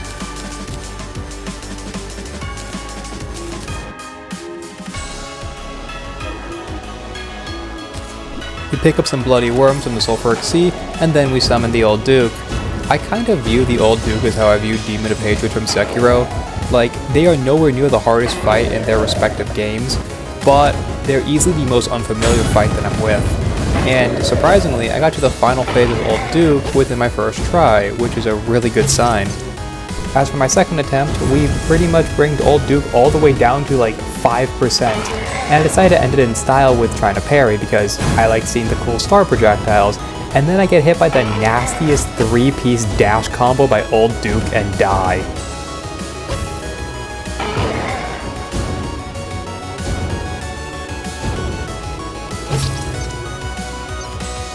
Yeah, that one really hurt, especially when bro is below 2% and I died. 2 more attempts later, I still try to parry it, I failed, and then just finished the fight in a boring way. So now it's time for Dog. I expanded my arena, I crafted the Brimrose mount for its laser attacks, and I grabbed the Fleshy Totem since its only niche is being really good into like Old Duke and Dog. And our first attempt on Dog goes by really well. We don't use like the coil method since A, I don't know how to do that, and B, this was like the worst run to use the coil method since our main damage source for this fight is, well, the dash. And we do nearly 40% of its HP before we basically die. It's expected, but it's still a really good first attempt. And then I went like on an incredible run. Throughout the entire first phase, I only got hit twice, both by the lasers and not by the actual worm. And the entire second phase just went by perfectly. Like, I got hit here and there, but muscle memory and just me just doing really well in this fight. And when he basically TP'd in his portal, I was ready for the laser attack, or maybe an instantaneous TP onto a quick dash, and where did he go? Like, I cooked him so hard that he had to pull a Joseph Joestar and just get the hell out of here so he wouldn't die. I still honestly count that as a win, but, you know, I still gotta make him actually, you know, not run away.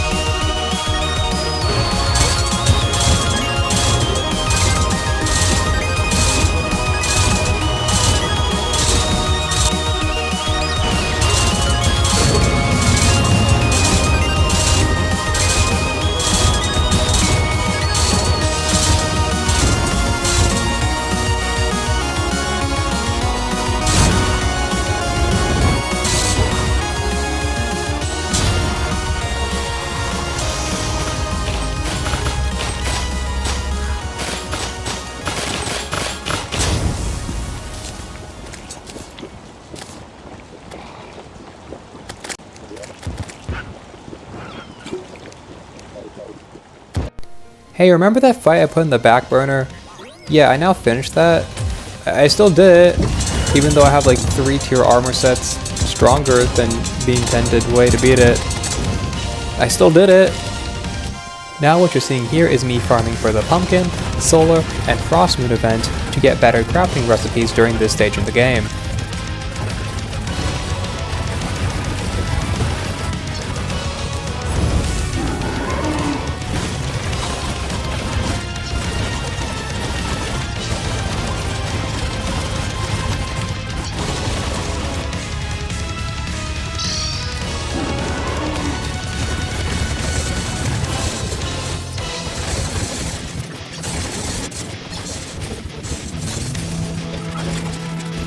I craft 2 armor sets, the Godslayer armor set, which has a Thorns built-in mechanic, and also has the Godslayer dash, and the one which caught my eye especially, the Silver armor set.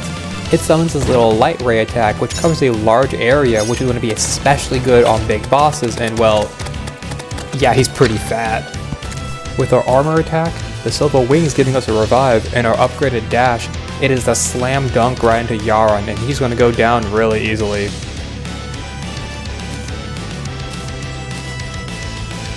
Essentially, Yaron is just like a kind of in-between of like old Duke. Or, that's what it should be on paper. Check out this clip that I'm going to leave entirely unedited and see how much damage I do with all of my upgrades that I said I had. Yeah, that's right, the Silver armor set cannot hit anything to save its life. I mean, it's really good in crowd control, and I thought it would be good against Yaron because, you know, he's freaking big. But even then, he moves too fast, which if Yaron moves too fast, this armor set must be really crappy against any boss who has any mobility whatsoever. But that's still fine, we still have our dash, so we should be okay. Wrong. Once you get into the second phase of Yaron, not his, second health bar, just the second phase of, well, his first health bar, he now starts using a dash which entirely covers him with fire, so you can't reliably dash into him, meaning that the fight is inflated in length by a stupid amount. Okay, that's fine, we still have options. We still have the Blazing Core, which has been carrying us throughout, all of post Moonlord. But remember, this is a Providence weapon, and we're on Yaron now. It doesn't do enough. And when we made to the second health bar, we didn't even get past the first section of the first health bar, and well, that was a 17-minute fight that we had to get to phase 2 essentially. Now imagine me getting through another health bar with my current setup. But that's fine, we still have other things to fall back on. We just equip the Godslayer armor set and use the Godslayer dash as our main damage source. No, that can't be right. I probably just hit him with a really bad hitbox. Let's try that again. Oh my god. This is like nothing. I got so desperate that in the middle of the Yaron boss fight, I started summoning King Slime in to hope that one of the light attacks would splash onto Yaron that is targeting King Slime. And well, it didn't really work, so I quickly abandoned that idea. What you're seeing here is a sped up version of the Yaron boss fight of my best attempt, and this was 16 minutes sped up by 40 times speed. This big ass bird, sorry, dragon, is basically my Achilles heel somehow. This big boss, who realistically the silver armor should tear through him, is just too fast, and the armor set is too inconsistent to the point where a fight like Yaron just destroys me, when in reality I view him as one of the easier endgame fights, not if the easiest if we don't include Primeval Worm. And in the end we spend 16 minutes only to get to the second health bar and not even get past the first part of his phase in the second health bar. So yeah, I wanted to do something else to get my mind off of fighting Yaron, and I wanted to see if I could potentially fix Solid by disabling the Wrath of Gods mod and breaking the door that I placed there previously and replacing with a frozen one.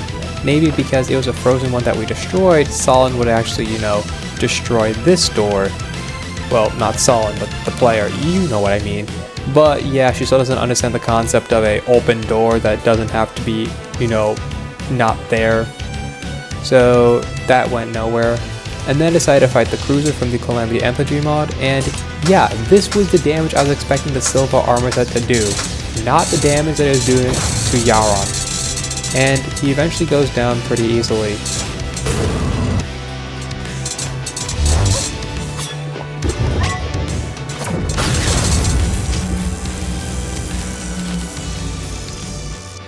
But now, I can't put in the back burner anymore. I have to beat this boss. But maybe I was thinking too much about getting new upgrades and new armor. Maybe the right play was to downgrade. Downgrade to Blood Flare. I never even considered this at the start because I just figured the loss in defense by downgrading your armor set would be too much to handle in return for getting more consistent damage. But in reality, I just lose 16 defense, which is basically nothing at all. I'm still sticking with 229 defense going to Yaron, which is more than enough, and the main reason why my damage was so much more consistent was due to these little orbs just spinning around, always providing kind of a constant field of damage whenever Yaron dashed into me. He would at least be hit by one, and at times all three, dealing a very, very, very good amount of consistent damage into the big bird. We make it to the second phase of the fight, the fastest I've ever done throughout this entire run. I almost made it to the final section of the entire fight, which is simply a dash key check. All I had to do was make it to where I was before, and at that point, the boss fight would simply become a dash key check.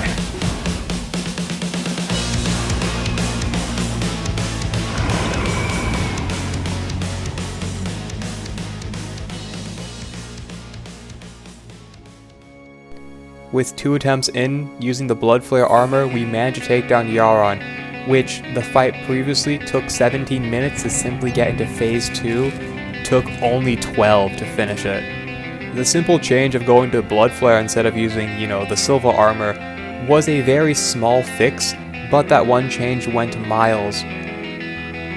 With Yaron dead, I open his treasure bag and get the final wing upgrade throughout the entire run, the Druid Wings. Although I could use these wings, combine it with the Auric bars to get the Seraph Tracers. I really hope I'm pronouncing that right. I'm terrible at pronouncing things.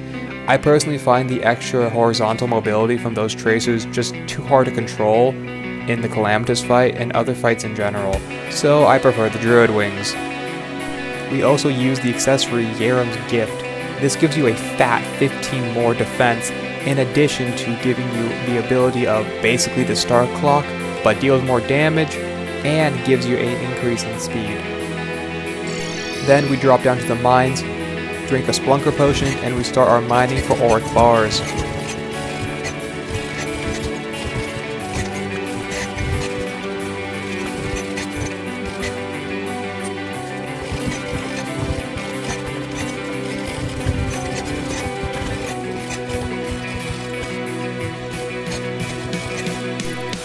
When we got back from the caves, we crafted a full Auric armor set, and for the headpieces for melee and summoner. For melee we did this because, well, we could potentially use the Godslayer dash to our advantage in specific scenarios, and it gives more defense than the summoner one. we'll mainly be using the Summoner headpiece because of, well, you know, everything we previously said. The Blood Flare orbs, the Silver Crystal, although it being incredibly inconsistent, it's still a crazy good damage source, and whatever the Targaryen armor set did, I don't know. But the best part about going Summoner is the fact that we still get our revive from the Silver armor set without having to use the Silver wings. Then I crafted the Rampart of the Deities, giving me more survivability, and then I crafted the Radiance, giving me increased regeneration. I swapped the Radiance and the community in and out depending on the scenario. I talk to the Sea King, get his blessing, and head to the Abyss to fight the Primeval Worm. The first few attempts against this boss went by really bad because I was just too stubborn and didn't want to spend the time to get the Abyssal Diving Gear, which, if you don't have, your defense just tanks by like maybe 50 to 100 in the Abyss. Like, it absolutely just goes down, and the worm deals a stupid amount of damage. I got a bit fed up about me dying to the worm, so I basically crafted the Dragon Fruit, which I really should have crafted beforehand, and the previously mentioned Abyssal Diving Gear. And within the following attempt, we do take down the worm, and now we have access to the Terminus, which we'll have for later use.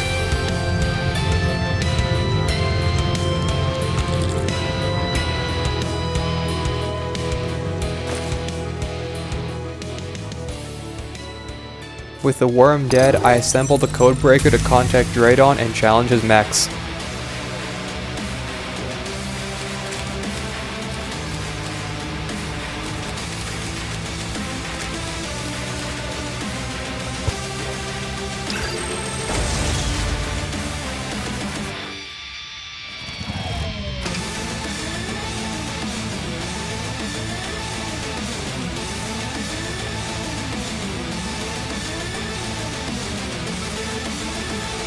Now for the most important section of the entire fight.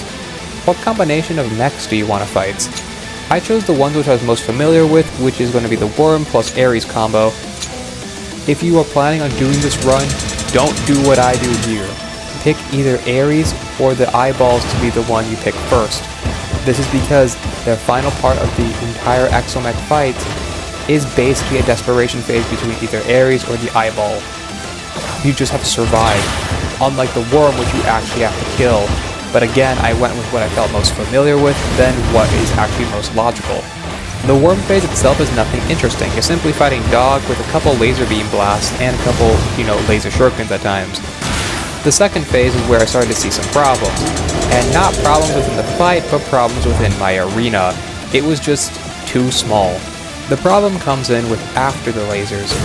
Ares decides to slash you with the katanas above you, and the way to dodge it is by basically descending left and right, dashing to dodge the katana strikes. The problem comes not by dodging the first initial cycle, but the second. In a normal arena, you have an arena excavated that's big enough to survive around 2 cycles, and by that point, you'll be pushing already to the third phase. But our arena is too small, and I simply just don't have the muscle memory at that point to basically, dodge katana strikes at an arena this small. We eventually died at the mechanical eyeball phase, which is to be expected. But this kept happening over and over and over again. This was kinda demoralizing. On my next attempt, I went on an incredible run. The first phase was done pretty easily and my fastest ever clear. For the second phase with Ares plus the worm, it went down really well, and at this point I actually started learning a new way to basically bait Ares all the way to the top without having to be put in a bad position to where I may be hit by the katanas or by the mechanical worm when needing to dodge, the katanas. As you can see, your eyes aren't messing with you. I basically just walk through that.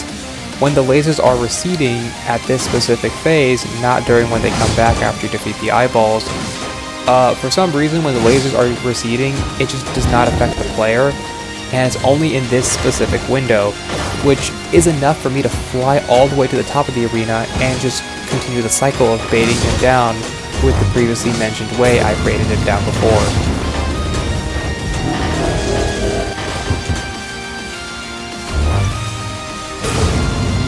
The twin eyeball section went by really well. Although I had to use some stall and a bit of cheese strats, I still managed to beat the fight, and this was the first time I ever got past this eyeball section.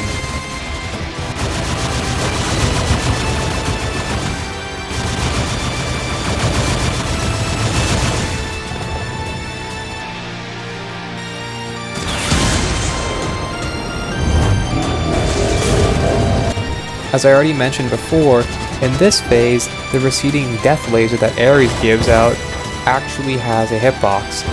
And, well, we basically use the exact same method to dodge the katana slashes. Although at times I had to do some interesting improv to dodge these slices, we still managed to get past this phase. At this point, it was my home stretch. It was simply fighting dog again, besides objectively faster and does more dashes, so it should go down easily. With Ares down, my mentality was, we won. Again, this was essentially a dog reskin fight, but he stands still, and we have the silver armor, plus the blood flare armor, plus we can basically dash into any time he decides to do a mega death laser attack, giving us a tremendous damage opportunity whenever he does those death lasers. But one mistake. That's all it took. That mistake? I snaked him going right and not left. Because I snaked him going right, I was going to run out of room unless I snaked him really tight. So I did that. But the problem then was, if I snaked him tight, I would be hit by the lasers. And 3 hits was all it took. And then I died. 21 minutes. Down the drain. But the absolute worst part was that I could have lived. In reality, this was a mistake that I made. I could have used the raw discord here to snake going left instead of right, so it would never be hit by the lasers, which probably would have given me the win eventually. Realizing this, it broke all my motivation to play for the rest of the day. Hey, remember all the way back at Astrogelon that I made an offhand mention that I lost the footage for another boss fight? Yeah, that was Exomex. So I had to re-beat Exomex again. That wasn't certainly demoralizing as hell. Not at all. For both of my clears, I went a different combination because I will not have the same thing happen to me as it did in that one attempt, where I nearly had it, but I simply fumbled at the end. The combination I went this time was the eyeballs plus Ares combo. This is probably the easiest mech combination out of all of them, because Ares stands completely still whenever he basically tag teams up with the eyeballs. The big worm never uses any of the laser attacks while he's dashing.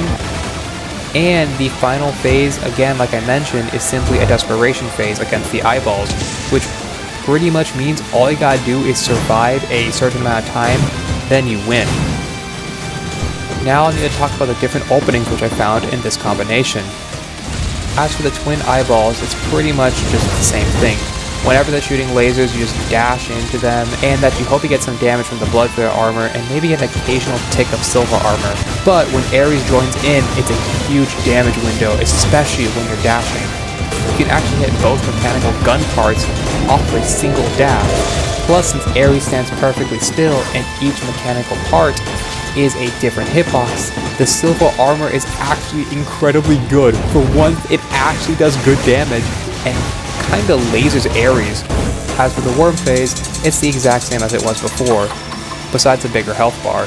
No new unique attacks or anything, just a worm fight. And when Ares and the eyeballs decide to jump you one more time, it's the same thing, besides there now is 3 giant death lasers, and now he shoots faster, but it doesn't change how we dodge those attacks. And finally, all we have to do is survive the final desperation phase against the eyeballs, and with that, we can beat the fights. All I had to do is put it together.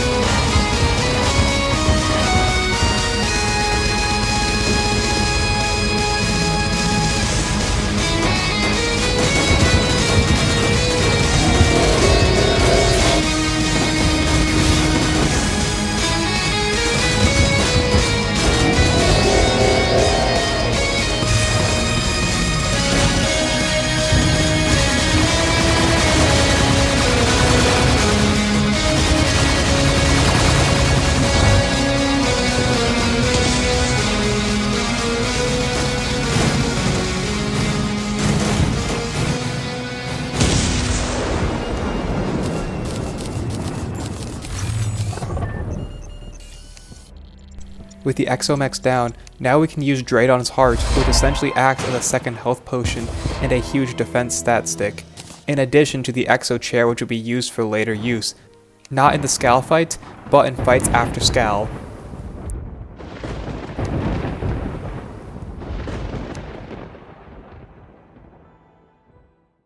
Then, I go to her altar and summon Calamitous herself.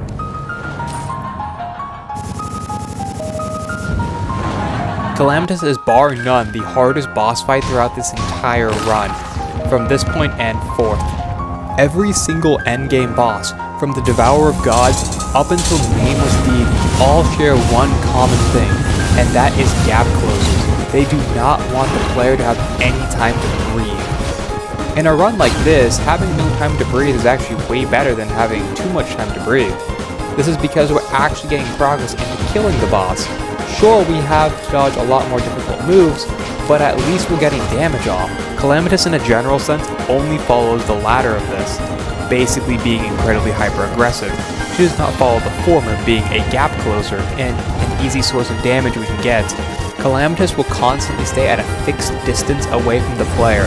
It's far enough away to where the orbs cannot hit, but it is not far enough away to where the Silver armor set can hit. But then again, it's a Silver armor set. Its consistency is legit terrible unless it's a big boss. And this brings us to the second main problem. Calamitous is tiny. Although you are fighting her in an enclosed arena, it doesn't change the fact that a lot of our things which deal damage are large AoE attacks that have a difficult time at hitting a small hitbox like Calamitous. She has other factors which make her incredibly annoying to fight. One of the biggest ones is the fact that, well, our openings are incredibly slim. Throughout the entire first phase after the worm section, our only opening against Scal, which is a guarantee hit no matter what, is when she decides to shoot these darts at us. And maybe we can get like a hit or two when she's going to dash into us with a skull move, but that's it. That's all we get. I feel like I need to emphasize on how little openings we have. Yaram's gift makes meteors fall on the player, but it's only on the player, it can't reach Scal. The Godslayer armor set, which is now part of the Orc armor set for the melee class, only works for the Thorns effect if it comes in contact damage. None of her projectiles apply the Thorns effect. Dashing only works in, remember, that dart phase. The Bloodflare armor can't reach her, and the Silver armor set is way too inconsistent to actually land any meaningful damage. With all of that being said, legit our best damage source has to come from an accessory summon, and the best accessory summon that we have access to at this stage in the game is a pre-Poltergeist summon that we're using to fight Calamitous, the last fight in all of Calamity. Hell, I got so desperate at one point that I started using NPCs as my main damage source. Although I did lose the footage for this, it didn't work obviously. Trying to get the drunk princess to stay here is nearly impossible because they just simply run away, or TP away. And the problem wasn't solved then by just simply using a accessory summon. No, sometimes the summon had trouble tracking onto Calamitous because I would move up and down really fast. So it would not always latch on, meaning that my low damage at times wasn't even consistent. And when we make it past the first phase, we go on to fight Calamitous in her second phase.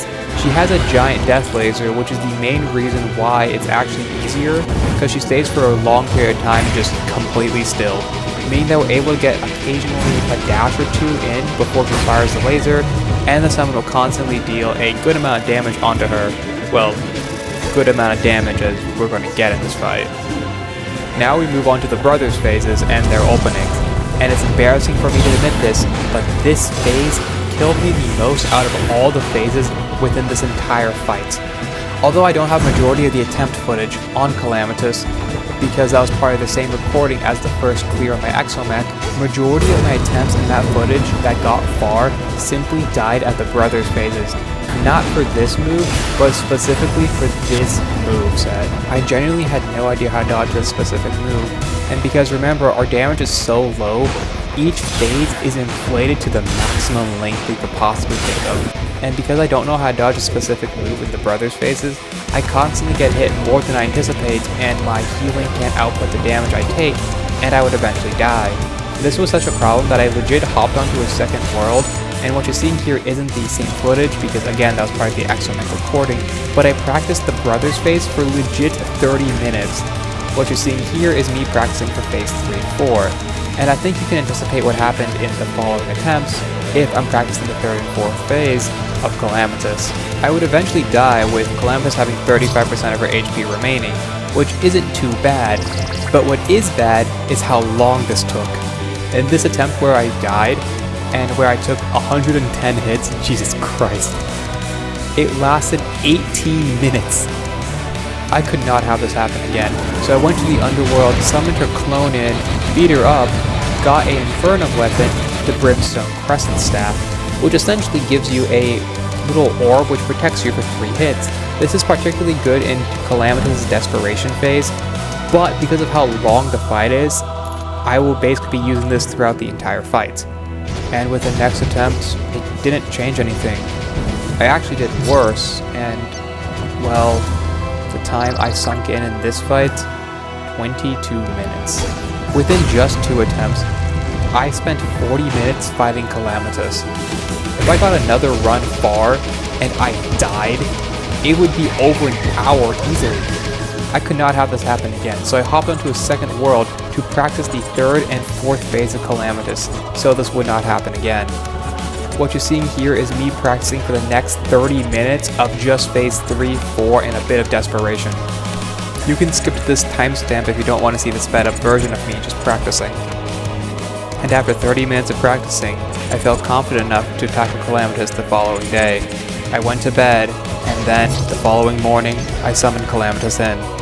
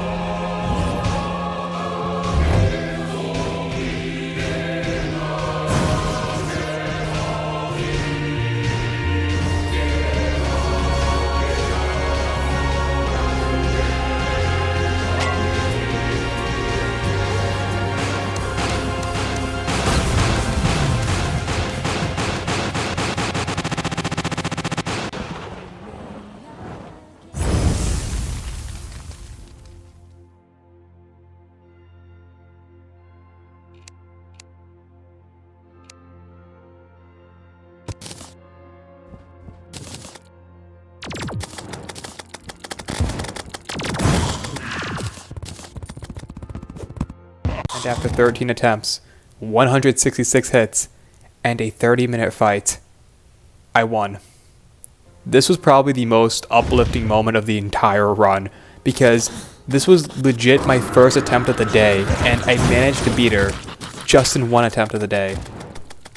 And with that, we collect the loot, and one of these items will be legit the run saver and the up-and-coming boss. All that's left now is Goomza and the 2 gods.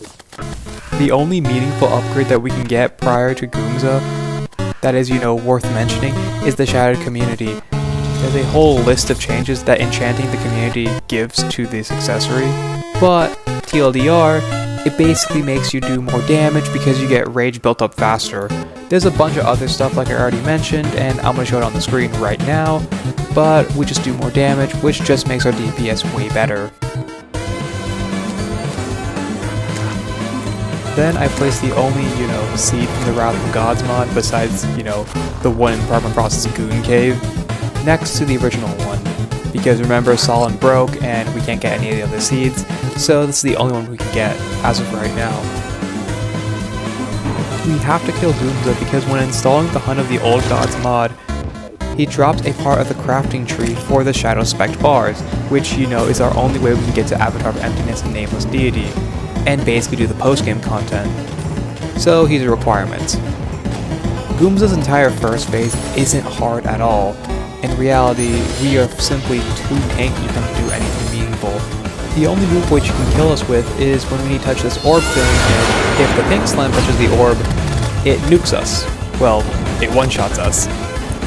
Besides, you can actually ignore it and just pretty much run away, and because the slime plus the player moves so fast, the orb will never catch up to the pink slime, so you will never have to deal with the nuke. Unless you accidentally hit it into the slime like I do here, don't do what I did here. It's not the first phase that I'm worried about, it's actually the second phase. Many people consider the first phase way harder because it's a lot more moves to deal with. Basically, Goomza cycles to about, I believe, 4 major slimes, but in the second phase, it's just Goomza, so in reality, it should be easier, right? Yeah, it is. Okay then, so what's the problem here? The problem is this move. Yeah, if we don't take out his children fast enough, he literally absorbs them and then uses it for health. And this goes on infinitely. There's no way we have enough damage to basically take out all of his children before he uses it to heal up. Essentially, neither of us can kill each other because Goomza can't kill me because I dodge enough and I have so many heals, and Goomza legit heals himself every single time he does this move. Our best attempt prior to being attacked by this move is dealing about 10% of his max HP, which is pretty good because remember, we have no weapons.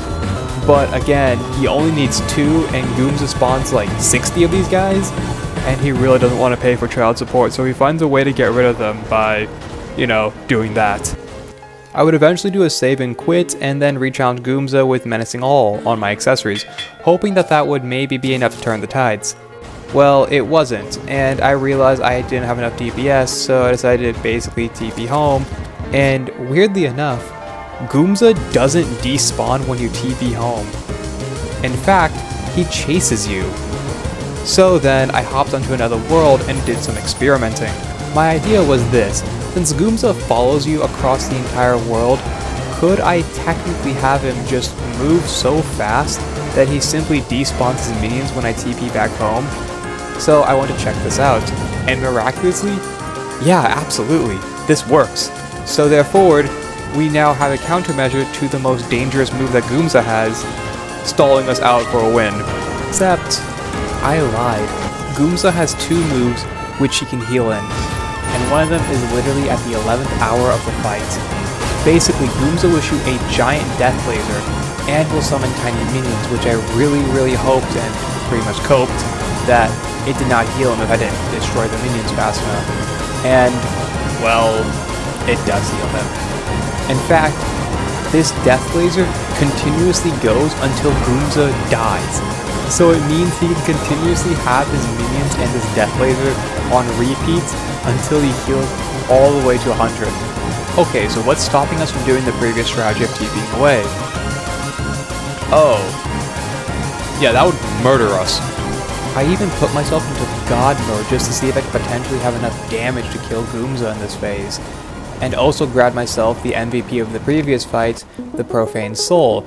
And, well, it's not even close. The Guardians themselves will simply latch onto the boss Goomza and not the minions, which are far more important to latch onto. And the minions will basically eventually heal Goomza all the way to full. There is literally nothing we can do. There is nothing we can obtain at this stage in the game that can beat us. We can't get Demon Shade armor because it's locked behind beating Goomza. We can't get the backwards compatibility route to fight Avatar of Emptiness and Nameless Deity, which is possible with only Orc armor, but I can't get to that because remember, Solon is broken. The run should have ended here. Except, as far as I know, there is one way that we can potentially kill Goomza with our current setup. Remember the items that I mentioned that Calamitous dropped and how one was the run savior? Most of the items that she drops are literally worthless, being weapons or accessories that we can't use. A specific soul which she drops is called the Closure Soul. Lore-wise, it pretty much tells us that Yharm is now waiting for us for our final duel. But, more importantly, what does it shimmer into? It shimmers into one Shadow Spect bar. Okay, we have one bar, but what can that do? It can't even craft us a full set of armor. We still need 39 more to go. However, remember, literally 2 hours prior on stuff that I mentioned we'll get back to. And for the duping section, we'll get back to that. That's right, that offhand comment I mentioned is going to be the run savior. We're allowed to dupe if we absolutely have to. And so, we dupe the Shadow Spect bars, giving us enough to give us Demon Shade armor. And with that, the run does not die at Goomza due to a technicality of him stalling us out for a win.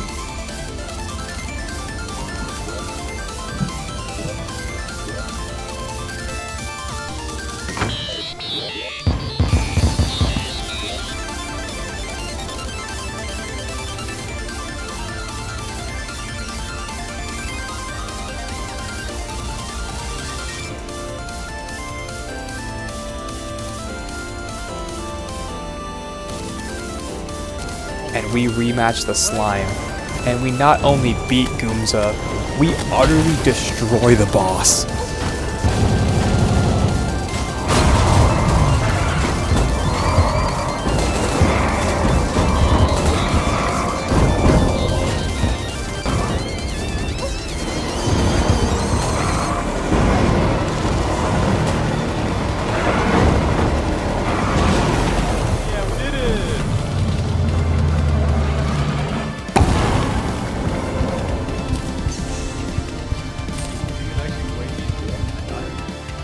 After Goomza, I checked on Solon one last time to see if she would actually, continue her questline. She didn't, and then we moved on to the final piece of our entire setup. We first craft the Exotic Seed Bag, which is basically the backwards compatibility route of summoning Avatar and fighting Nameless after the most recent Wrath of Gods updates. And then we craft single-handedly the best accessory and the best item of the entire run, the Profane Soul Crystal. And I'm not going to beat around the bush, this is legit a summon. This accessory can only be equipped if you have 10 summon slots. So this accessory is equivalent to a summon that takes 10 summon slots.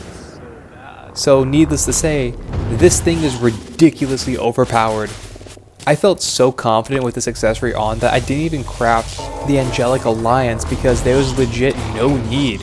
And changing the accessories we had from menacing to warding, we tackled the final 2 gods for this entire run.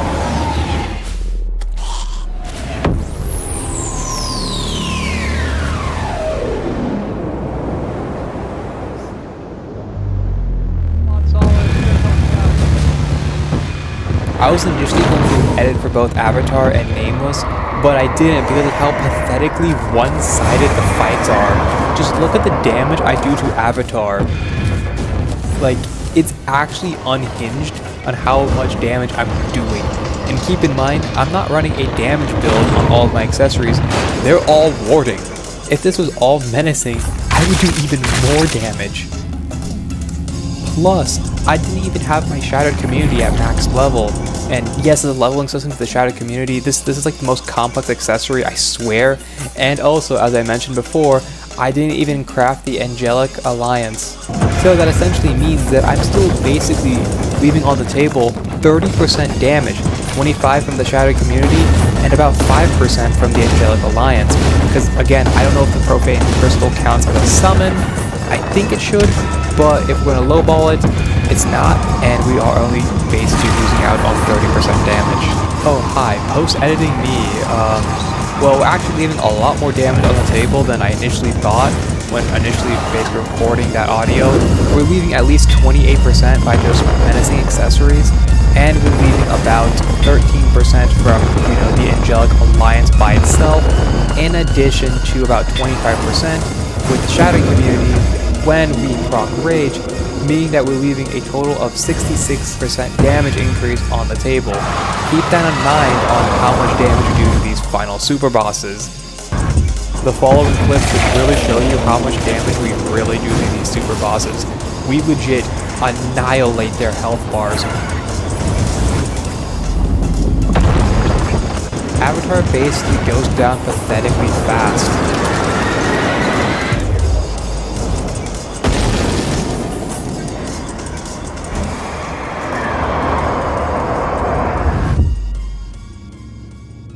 We did it! Good. Nice.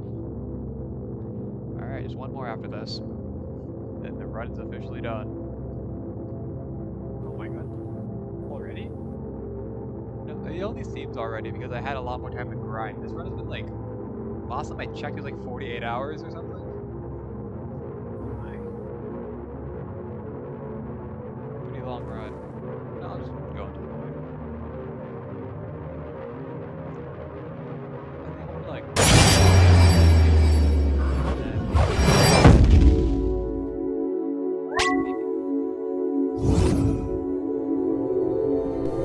and with that, Avatar goes down. Solon sacrifices herself in the end to save us, which, hey, she's a legend, even in death. And even when she still doesn't understand the concept of a damn door.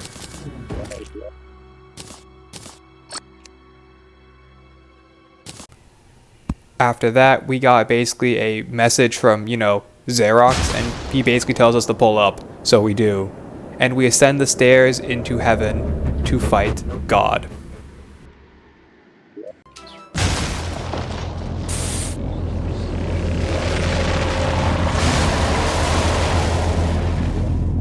Oh wait, hold up, how do I not? Oh, what kind of goo? Great, where are we going? Oh, it doesn't. I have no idea where I'm going. Huh. Strange. What you're seeing here is my second clear on Xerox. This is because my first clear actually forgot to turn it to Infernum Mode. Though I think Infernum Mode Nameless and Death Mode Nameless has legit no stat changes, for the sake of the run, I needed to turn on Infernum Mode, so I redid the fight.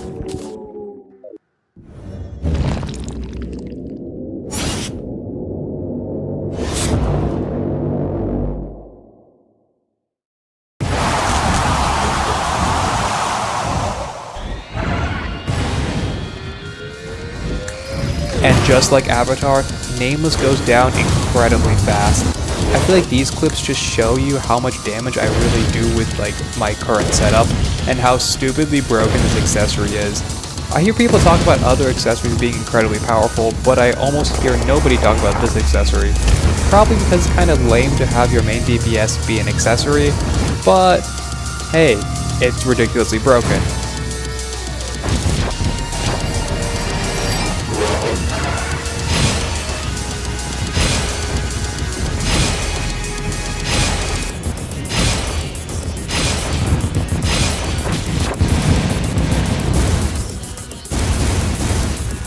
And when we got to the third phase, when he decided to do this clock move, which is honestly one of the coolest moves, not if the coolest move he has, the crystal literally does so much damage that he basically takes him from 20% to 0%. It is to the point where Nameless is not even able to do his giant death laser. That's how much damage these crystals do.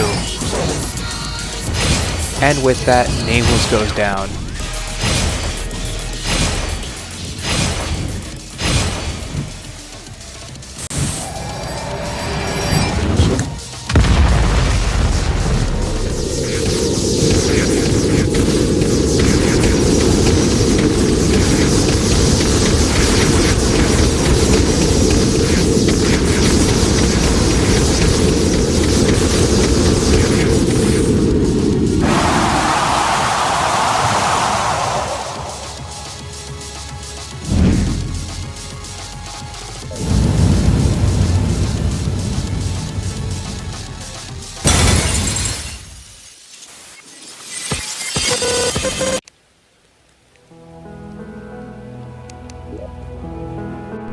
With that, we beat literally everything that we need to do that I basically talked about in the beginning of the video.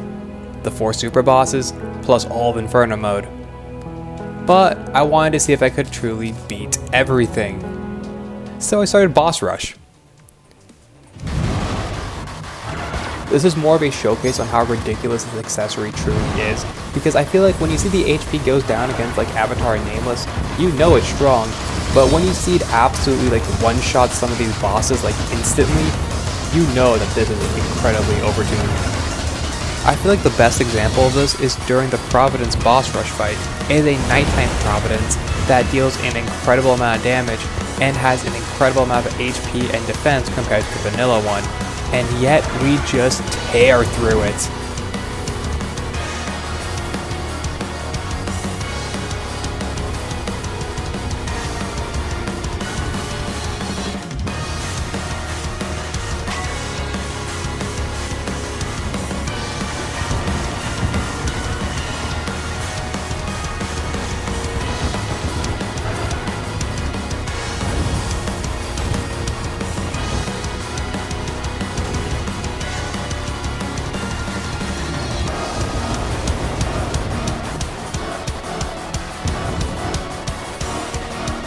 And exo elements, they go down in seconds, like literal seconds.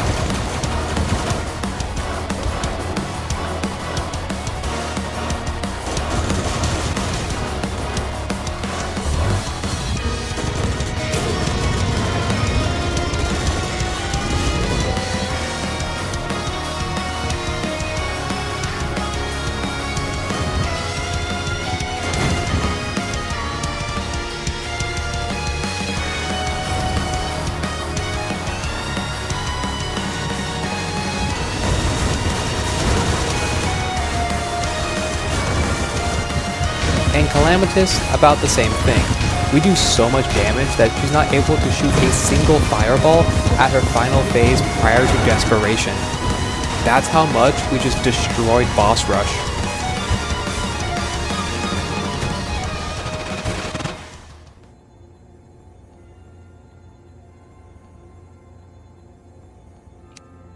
And when Calamitous goes down, we hear the last of Xerox's speech, telling us that we're not strong enough yet, and that, well, when he's added to Calamity, we'll be able to fight him. And with that, the sky flashes white. What? Why hasn't it gone white yet? Who invited you?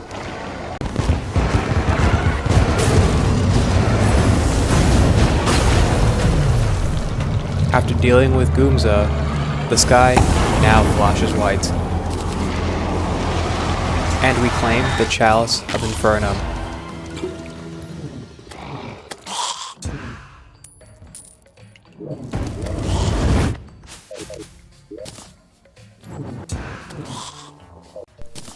We place down the Chalice and the Rock next to our trophies, completing the run. And all I have to say is, thank you for watching.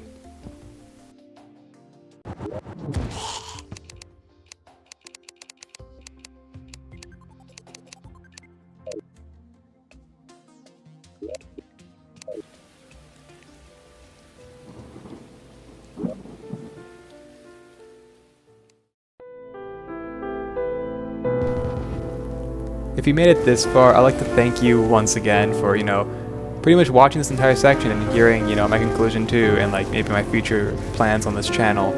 And I'd like to apologize on how like inconsistent my audio quality is, especially like the earlier sections and some parts of the mid sections. It's because I'm recording on like one of those iPhone like headphone things, like those wired ones, not like an AirPod. But even if I use AirPods, I don't think the mic quality or the audio quality will be that great, or be that much better, I should say. So I'd like to apologize for that, you know, to start it off. And the reason why this is so like kind of not at all like in order or like organized is because I'm just kind of spitting it out. I don't have a script right now. I'm just speaking my mind. And now onto my channel updates. I'll try to upload monthly, but I didn't realize how long editing really takes. I mean, I started this run and finished it. Well, I started the run in March and I finished it in like mid-March, and it's like May. But I should be able to upload monthly in maybe like June, July, and maybe I should get one in August, because my finals is, when recording this audio, is in a week from now. And when that's done, I'll be able just to focus on like, you know, making videos and hopefully uploading them. I also will probably make a community post a couple days after this video like, you know, goes on, or, you know, is up or whatever, like asking what I should do next. And if you're wondering about Hardcore Infernum, that's coming up because, well, it's obvious, and I personally think it will take not too long, honestly, since I'm decently okay at Infernum mode. And I hope that can translate to, well, a hardcore run and not have my nerves just, you know, murder me. And yeah, I think that'll be pretty much it for, you know, my thoughts in the outro. And again, thank you for watching. Have a great rest of the day, rest of the week, and I'll see you guys later.